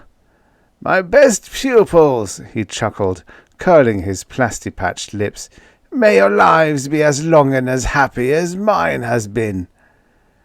Lowen, 4 square solid and close to 7 feet in height, almost automatically became the spokesman for the trio. "We have the best news of all for your final phase," he said with bluff kindliness. "The electron leakage problem has been solved." The old man's eyes widened, and a network of hair-fine lines proliferated around them. "It can't be done," he said, wistfully gazing out his window at the night sky, then at the shelves of antique bottles that ringed the room. "We're the eternal prisoners of the solar system. You shouldn't tease an old man." They exchanged knowingly sympathetic glances. None of them could ever be the great pioneer that he had been, but even a midget standing on a giant's shoulder could see further than the giant himself. "We now know there is continuous creation of matter out in space." Lowen paused dramatically for the point to sink in, but the ancient only continued to look incredulous. He hurried on. "It was simply a matter of incorrect methodology, learned master. We have always assigned too many of the decision functions in this area to computers when it was too purely a creative problem for anything but human minds." Huddleston had suddenly become serious. "That could make a difference. Well, I haven't given a moment's thought to the whole matter for 50 years. Much too exhausting when you're having so many prosthetic operations. Much nicer to putter around with hobbies like old maps and bottles. But, gentlemen, just before I gave up, oh, now it's clear as if it were yesterday. I remember thinking what you've just said. This problem's too basic for automated analysis. If I'd only been less tired. But by then... You'd already done more than your share, Fitzhugh consoled him. And we have more precise instruments now. The big breakthrough came on the data from the newest Jupiter observatory. Every once in a while it would pick up unaccountable Doppler shifts from the direction of Arcturus, but the disturbing area was too small for an accurate fix at such a distance. That was the beginning. Crane and I worked out the rest, but Lowen made the great practical achievement. Together we achieved a hypothesis that proves beyond any question that the universe has no beginning, will have no end, and is constantly receiving new matter as it expands, matter from other dimensions. In a word, continuous creation. You can imagine the uproar at first, Lowen grinned, especially since the Big Bang Theory has held the field for 2 centuries. That's why we had to tell you quickly. You never surrendered your mind to any dogma, always kept it open. Huddleston spryly took the sheaf of reports that Lowen had been holding and started to glance rapidly through them. Brilliant! Brilliant! What I'd give to be young again. You'll tire yourself, Fitzhugh said. We didn't expect you to do an analysis. Nonsense, the old man snapped waspishly. This gives me new life, just seeing what you youngsters are up to.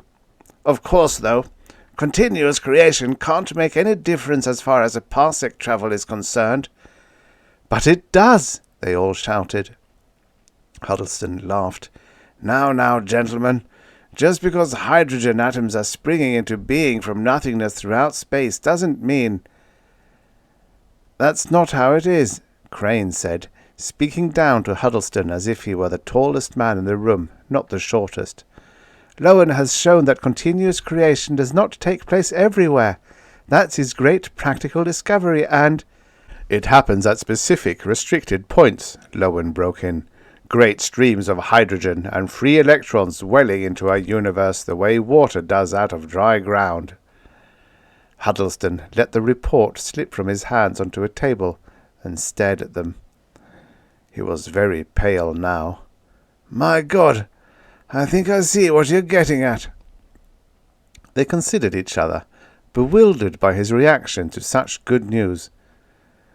You must be missing the real point, learned master, said Lowen. The Wellsprings are spaced at approximately 1 million parsecs apart. I've already pinpointed hundreds of them. We established the first one from the Jupiter readings, and the rest practically map themselves out. It has checked out a dozen different ways. That was one place where the computers could handle the job. On the checkout.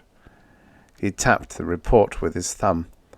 Nodes of life-saving electrons across the deepest reaches of space. Where each spaceship can bathe its weakened structure, suggested Huddleston.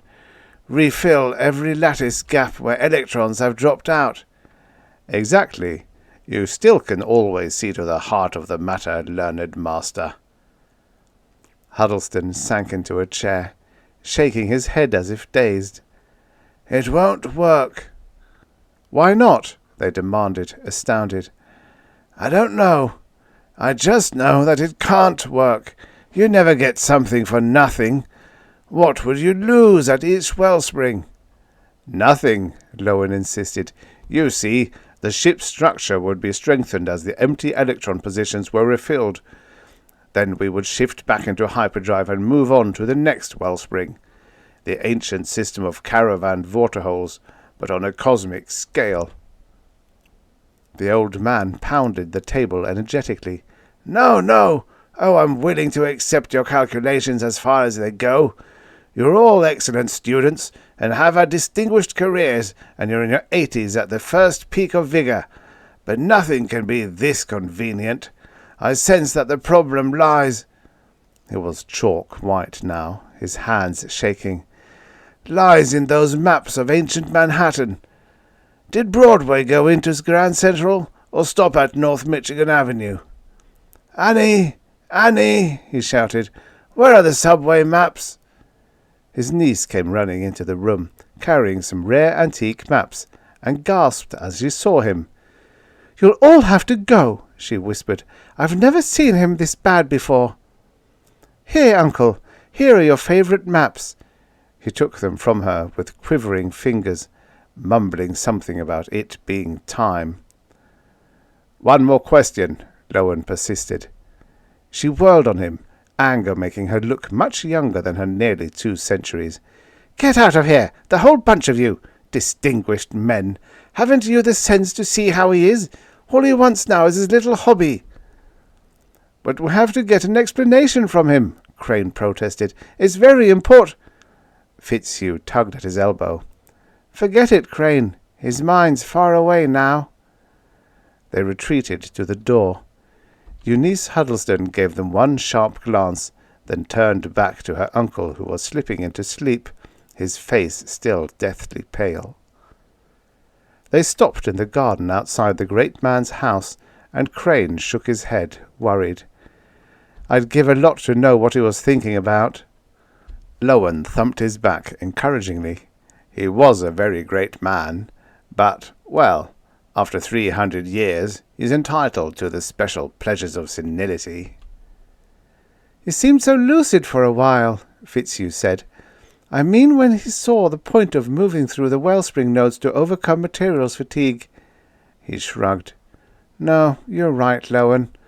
We'll have to go to the President without Huddleston's backing." "I was thinking about his prestige, but his support really wouldn't have proven anything." Lowen shook his head. "I had no idea he had gone downhill that much in the last 20 years. They joined in a sympathetic sigh for past greatness, then hurried on to the business of the future. President Collins was pleased to see them. He was even happier when he was shown how the recent, highly publicized discovery of the space nodes of continuous creation could be put to practical use. "There's a serious sociological problem that this can solve for us, gentlemen.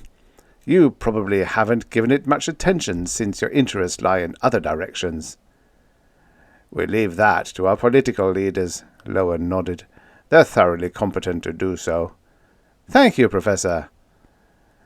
"No, President Collins, you're right. I don't have time to bother with imprecise life studies." Lowen tried to keep contempt out of his grin. "A little entertainment, somewhat more theory, and lots of practical technical applications. That's my personal prescription for staying fully alive." "Anyway, your work fits the present social bill to a T," President Collins went on, choosing to disregard the unpleasant aspects of his visitors' one-sided nature for the pleasant fruits they had borne. "For close to 2 centuries now, we have known we were trapped in the general area of the solar system, and society has learned to live with the limitation. But lately, an indefinable restlessness has been growing. Nothing in the least serious, but it's there, and continuous entertainment, study, and sports just aren't enough to eliminate it. This renewed outward movement can, though. I'm backing your request for a new Stellar Reaches expedition to the limit of my strength." He rubbed his chin, smiling sadly. "You know who we ought to get in touch with? Old Huddleston. He deserves to know. Come to think of it, his opinion would still carry plenty of weight with many people." "We've told him," Lowen announced. "He was enormously impressed with the solution." "Good, good. Now there's an ultimate master, if I ever heard of one. Knowledge in every area, the humanities, mathematics, logic, poetry, physics. What did he think about fatigued metal revival at the Wellsprings?" Lowen squinted. "Sad thing, Mr. President. We couldn't get much of an opinion there. He's so worn out." Lowen disregarded Fitzhugh's conscience-stricken look. "But he did grasp what we told him before he relapsed." It is a sad thing, isn't it? Well, the years get us all one way or the other, don't they? I guess so, said Lowen. But, Mr. Prez... Collins perked up. Tell you what, though. He's liable to get a clear period any time, and we really should have his thinking on this. I'll have that niece of his notify my office as soon as it happens, and we'll go right over. He's in very bad shape, Lowen hastened to say. It would just wear him down more. That bad, eh? Then I'd better make certain we'd get to see him very soon. Lowen glared at the floor, ready to kick himself for aggravating an already touchy situation. The intervideo snapped on. "Could you come out for a moment?" his secretary whispered on screen. She looked very upset. "Certainly, Helen. I'll be right there." President Collins turned to them. "I hope you gentlemen will excuse me." "Of course, Mr. President." They all rose and bowed slightly in his direction. "Maps," President Collins smiled just before he went out. "That's his big hobby now, isn't it? Wonder what I'll go in for when I reach the intermittent senile phase." He grinned. "Oh well, I still have a century before that." As soon as the door shut, Lowen whirled on his associates. "What the hell's the matter with you two? You looked as if you were going to spill the whole beans about the old man. We have to watch our step." "But the implication about his reaction was somewhat distorted," Fitzhugh protested. "Somewhat distorted. Well, what of it? The most innocent little distortion I ever heard. We don't even know what Huddleston really means, do we?" "That's what I mean by distorted, Lowen. You didn't convey that impression." Lowen exploded. "You're making me sick. You too, Crane. You looked qualmish." He leaned forward, spitting his words through clenched teeth. "The hypocrisy of it. You lied to your own soul if anything got in the way of this project. But now you can make nice, prissy postures because I'm doing the so-called dirty work for you." Fitzhugh waved for calm. Agreed, Lowen. It is much more important than a squeamish little point." "Much more important," seconded Crane. Collins made a grim-faced return. "I have news from Huddleston's niece." The three men tensed. "What?" asked Lowen. "Gentlemen, you were right about the seriousness of his condition. He's dead. She said he became so excited about something you had told him that he had a serious relapse.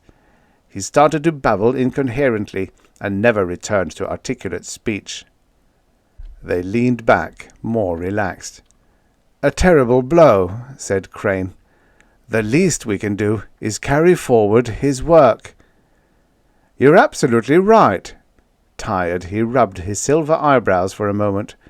"Gentlemen, I'll see to it that the expedition gets every bit of support it needs."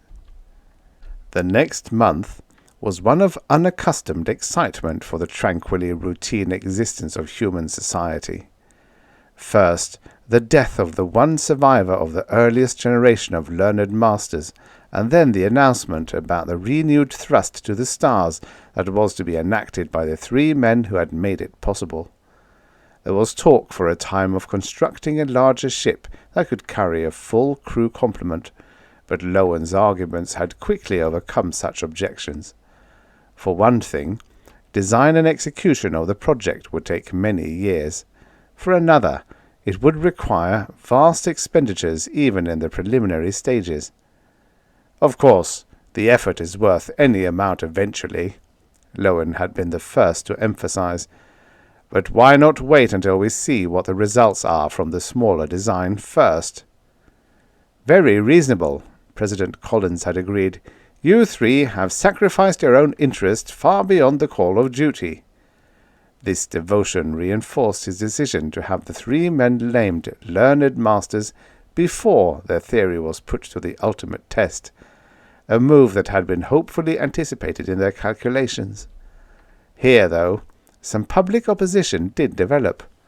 No one has ever been named a learned master under the age of 150, a few people pointed out. Now, suddenly, we are told 3 men, none of them more than 85, should be so honoured. Even the great Huddleston never had that. But President Collins expressed the feelings of the overwhelming majority of citizens when he said, "The successful accomplishment of the task these men have set themselves will be an even greater achievement than that of their first teacher." His viewpoint prevailed, and after much grumbling, the Solar Institute of Learning unanimously confirmed their nomination for supreme honours. The ceremony took place 4 months after construction on the new cosmos had begun, and was celebrated in the great hall of the Institute. The world's most important figure in each major field of thought, usually a doddering oldster, gave a confirming speech, and the accompanying 3D explanations enthralled billions who suddenly discovered how bored they had been for the past century.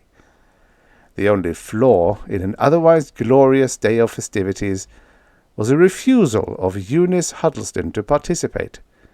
She issued no public statement, but they knew well enough that she still insisted they had somehow upset her uncle, and that, if his death could not have been avoided, his final moments could have at least been happier ones without their intrusion. Her abstention almost upset Fitzhugh. Still, he managed to console himself, she'll see the matter in a different light once we get back. Lowen, though, remained altogether undisturbed by the development. "I feel like a distinguished oldster and like a vigorous youngster both at the same time. Learned master! Oh, my colleagues, how we've managed to speed things up!" "Which just goes to prove," Crane laughed, "that you really can have your cake and eat it." Planning the flight was much simpler than it seemed to the non-specialist public. Very little of a new nature had been added to the ship's design beyond what had been known for a long time, and there was no doubt that hyperdrive speeds far beyond those of light were possible if the proper carrier components were selected from those that averaged out to the normal 186,000-mile limit. That had been mastered a long time ago. The only doubt had been about the ability to return. Now that was dispelled, and they could safely plan to reach a point close to the galactic center and return within 7 weeks. No calculations had been left to chance. The survey of all known factors showed that it was no more dangerous than a journey within the solar system, and that certainly was routine by now. If anything, popular enthusiasm increased the longer the project lasted. Thousands of men threw themselves into the round-the-clock effort, and 9 months after construction had commenced, the great sleek ship was ready. The new cosmos took off on a morning of bright spring sunlight, but instead of immediately moving on to special carrier components, stuck to solar velocities so that they first could make a triumphal tour of the system. Approaching Mars, they were met by a great fleet of commuting liners rising to greet them with an enormous display of atomic fireworks, and in their circuit of Saturn they were treated to a special auroral display. Then, 2 days later, the last planet behind them, they moved into hyperdrive, heading for the first node of continuous creation. Crane made his 100th recheck and said, "We'll be there in 40 minutes. Outside, the nearest stars had become tiny beeps of light, visible only for microseconds, and only those of the farther reaches accompanied them fixedly on their way. Lowen gave regular 2-minute interval readings of structural fatigue. The electron loss is within 1 part in a million of estimate, and the error is in our favour. We can proceed 5 hours without danger." Fitzhugh beamed his contentment. "So much margin of safety. It's a beautiful universe." They established voice contact with Earth on the carrier components, and spoke all at once into the receiver as the "Are you all right?" query came. "Never better!" they shouted. Lowen was the first to pull himself out of their attack of space ecstasy. We will start sending data following the first node, he intoned. 20 minutes to first report. Then, suddenly, they were entering the area of continuous creation and looked out with awe on the one mystery in the universe that was even greater than that of life itself. The electron loss started to ease off at an accelerating rate, reached balance, and finally moved into active acquisition. All around them, the latticework of matter that was the new cosmos was filling up again. They hurried to their assigned stations and intently studied the readings until the ship, as good as new, had passed beyond the initial wellspring. Crane was the first to notice. After staring, hypnotized, at the master dial before him, he suddenly became aware of his hand resting on the console below it. "My God!" he croaked. They turned to look at each other in horror. "Turn back!" Lowen shrieked. "We can't," Fitzhugh moaned. "It's set for the next node." He struggled desperately with his console and shouted into the sender. "Top secret scramble to President Collins! Top—" He fought to get the words out. "We're reversing back as soon as possible. It's all wrong. This way won't work. I can't talk much longer," he wheezed. "I've set for automatic return after the next wellspring. My God, it was so beautiful, and it is so horrible. We're heading straight into the next wellspring now. Then the contact went dead. 5 hours later, the great ship, undamaged, made a perfect automatic landing at the precise point from which it had left. Collins and a staff from the Institute were already waiting there, nervously wondering whether they would really have to start looking for a new approach to the star travel problem. "They have to be all right," he said as the ship came down. "It's in perfect shape. Probably some space hallucination." As they moved toward the craft, the exit hatch opened, and 3 wizened men came creeping out, leaning forward as if they were resting on canes. Their individual differences were barely distinguishable beneath the levelling networks of wrinkles, but they were giggling hysterically. "Old bottles!" Lowen kept cackling, and each time he said it, Crane and Fitzhugh joined him in wild laughter. Collins stared, wide-eyed. "What was it?" he said. Lowen squinted at him, and there was the slightest glint of recognition as he became briefly lucid. "Ah, yes, we didn't get it for nothing. We had to pay with—" The glint disappeared, and he laughed. "Old bottles! I'm going to have the biggest collection in the world." "What happened?" Collins pleaded, knowing even then that he would never get another rational word from any of them. "Me too! Old bottles! Collect them! Maybe maps too!" "They've gone insane, and they've become diseased," said a man from the Institute, shrinking back in disgust. "No, not that. Not really that. It's something else. They're only very old." And in the split second of his saying that last word, Collins knew what it was, what they had paid with. It was the only thing with which you could buy matter. Time. The end. Subscribe for your daily stories of futures past. And now, for the next story. The Alternate Plan by Gerry Maddren. Originally published in Amazing Science Fiction Stories, September 1958. Narrated by Tom Trussel. The operation was a very serious one, and Bart Neely was willing to put himself into Dr. Morton's hands. But if things turned out badly, Bart was going to teach them a lesson. He was going to refuse to die. Bart Neely was fighting the hypo. They'd slipped that over on him. Now he had to struggle to keep his brain ready for Plan B, the alternate plan. He nodded feebly at his reflection in the mirror of the white enamel dresser. This throat trouble wasn't going to lick him. He lay back on the cool white pillow.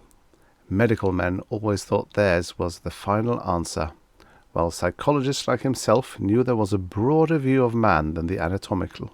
There was a vast region of energy at man's disposal, the switch to turn it on, located in the brain. Rubber-soled shoes squished across the bare floor as Dr. Jonas Morton came into Bart's room. His hair was hidden by a sterile cap, his arms bare to well above the elbows. Looks like a damned butcher, thought Bart. Bart, I want you to reconsider the anesthetic. I think you ought to be out for this one, completely out. The doctor's voice became a shade less professional. I don't tell you how to run your perception experiments. I think you ought to let me judge what's best in the surgical area. No, Bart whispered hoarsely. It was hell squeezing the words out. Lifting his voice these days was harder than lifting a half-ton truck. Must be conscious, able to decide. Jonas had to lean down to catch all the words. Not going to let you take my voice while I'm unconscious. Helpless. Dr. Morton shook his head. You're the boss. How soon? 20 minutes. The professional tone became pronounced again. Your wife's outside waiting to see you. Don't get emotional. I don't want your endocrine system in an uproar. The doctor stepped out into the corridor. Emotional. He mustn't think about it. He might weaken, consent to linger on, an invalid, just to be with Vivian a few extra years. Extra years of indignities calculated to twist the man-woman relationship into an ugly distortion. How romantic it would be, he and Vivian locked in an embrace, the silky softness of her hair falling across his arm, the pressure of her fingers on his back. And then, instead of placing his mouth against her ear and whispering the familiar intimacies, he would switch on the light, disengage himself so that he could whip out a pad and pencil and... His heart skipped at the sound pattern of high heels in the corridor. Vivian. Vivian. Her perfume pricked his senses, and it took effort to shut out the emotional response. Remember the need for an alternate plan, he reminded himself fiercely, and then looked up into his wife's clear green eyes. Without a word, she bent down and lay her face next to his. He was struck with the warmth of her. He gently pushed her head away. V. My lord, his eyes were wet. What a schoolboy performance. V. You know I don't want to go on here. If radical surgery is necessary, I want you to remember me as a whole man, not a dummy. Bart, oh Bart, there was a frown of apprehension on her forehead. She sighed heavily and whispered, Can it make so much difference when I love you, Bart? But don't you see, V? It may not be Bart Neely they'll wheel back here after the operation. He motioned for her to bend closer till the sound of his voice was becoming weaker. In my field, I've seen a lot of crazy reactions to loss of basic ability, personality reversals brought about by loss of hearing, impotency, or even the inability to bear a child. He stroked the back of her hand with his finger. Bart Neely, without a voice box, might be a stranger. I'm not sure you'd like him. I don't think I'd even like him. An intern backed into the room, followed by a gurney. Bart shot a look at V. This is plan A. V's eyebrows arched in question. Exploration and... He paused. The nurse tucked a dark grey blanket all around him. He raised his thin white hand and crossed two fingers. And we hope a negative biopsy. There was no pain. Whatever the anaesthetist had worked out was doing nicely. The overhead light, however, was giving him a headache, and the operating room was damned cold. Jonas and Holsclaw weren't talking much, and what they did say wasn't loud enough for Bart to get. He studied their faces. I'll know by their faces, he assured himself, and if it's widespread malignancy, I'll proceed with plan B. The sweat was heavy on Jonas's forehead. The sterile mask hid his nose and mouth, but his eyes, behind the lenses of his glasses, looked moist and tired. The surgeon's gloved fingers manipulated, probed, cut. Finally, he turned to a waiting nurse. "Get this analysed right away." That was it. The tissue. Was it cancerous or not? The atmosphere grew heavy. Bart watched the second hand on the large wall clock swing slowly around its perimeter, and then around again and again. The nurse re-entered and spoke softly to the doctor. The two doctors whispered, explaining to each other with hand motions what they were going to do. This is it, Bart was certain. Well, he'd fooled the hell out of the know-it-all doctors. He closed his eyes and thought. The years he had spent sharpening his perception, his ability to transfer his thoughts, were just the groundwork for his greatest experiment of all. He had transferred thought waves in all forms to all corners of this world with the highest percentage of accuracy. Now, Plan B, the alternate plan, was to transfer himself. He was willing himself out of his own body. He could feel the perspiration trickle down his arms with the effort. It had to work. He had to cheat them out of their mutilation. No, he couldn't fail. He strained against the confines of his body, burdening his brain with thought, and suddenly he was free. Bart wanted to shriek with laughter. He'd outwitted them. There stood grey-faced Jonas working over that shell, not even realizing that it was an empty body. It was like a television play or something.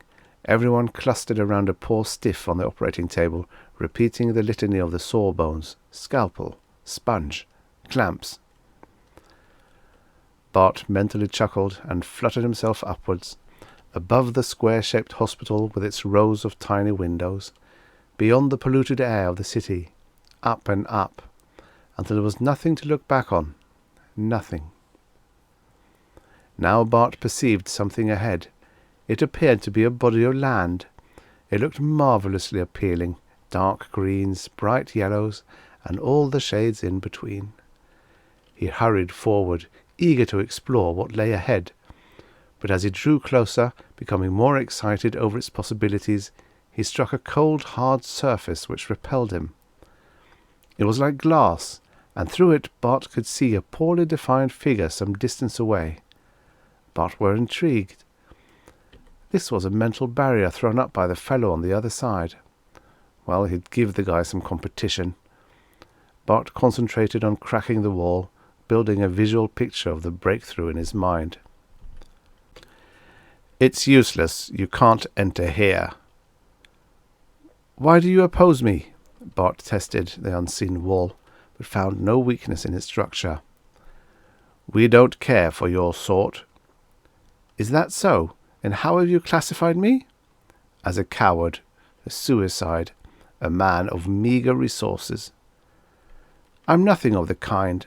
In the first place, I did not commit suicide." Bart wished he could kick at the invisible wall.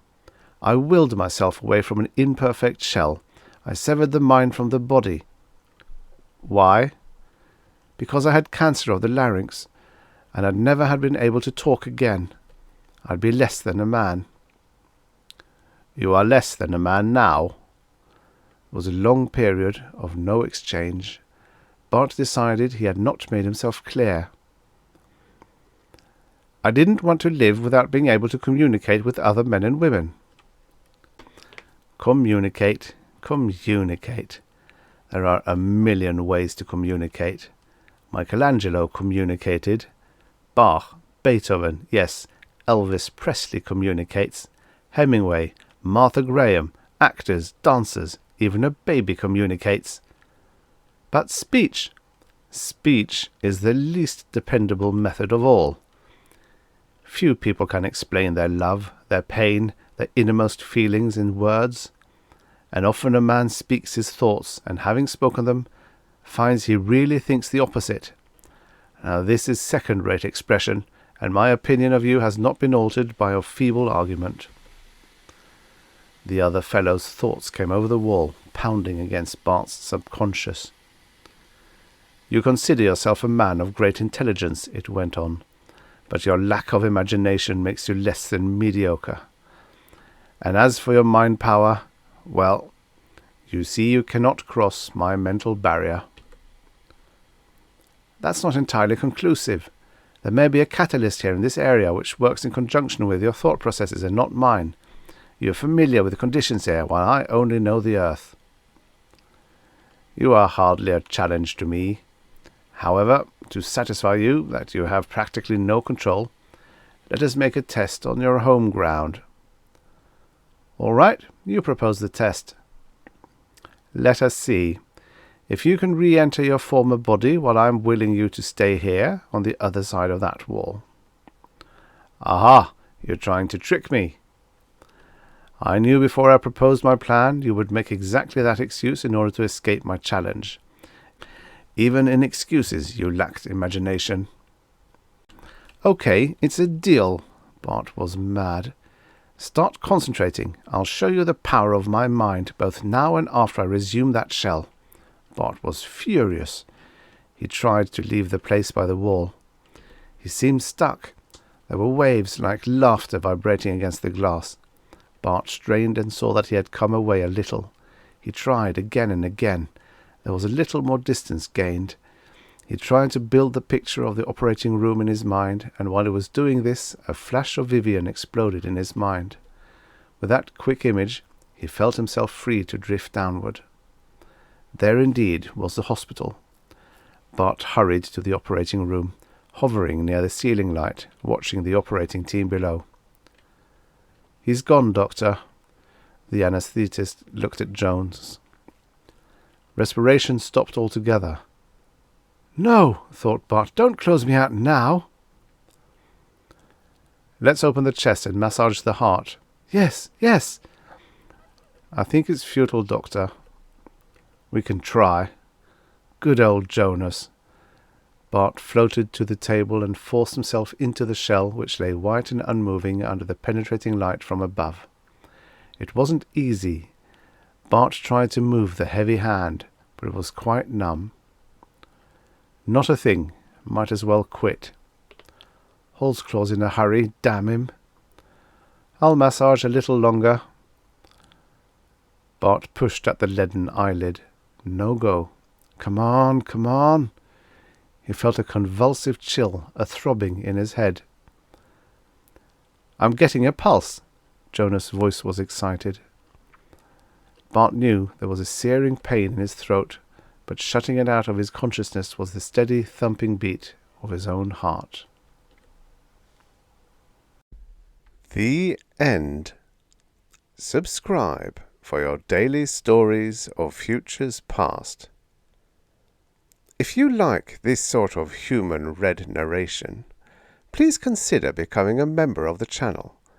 Members not only get rid of some of their unwanted money, but also may access the stories a whole week before everyone else. And that's it, really. Oh yes, the stories are and will remain AI-free. And free of charge, of course.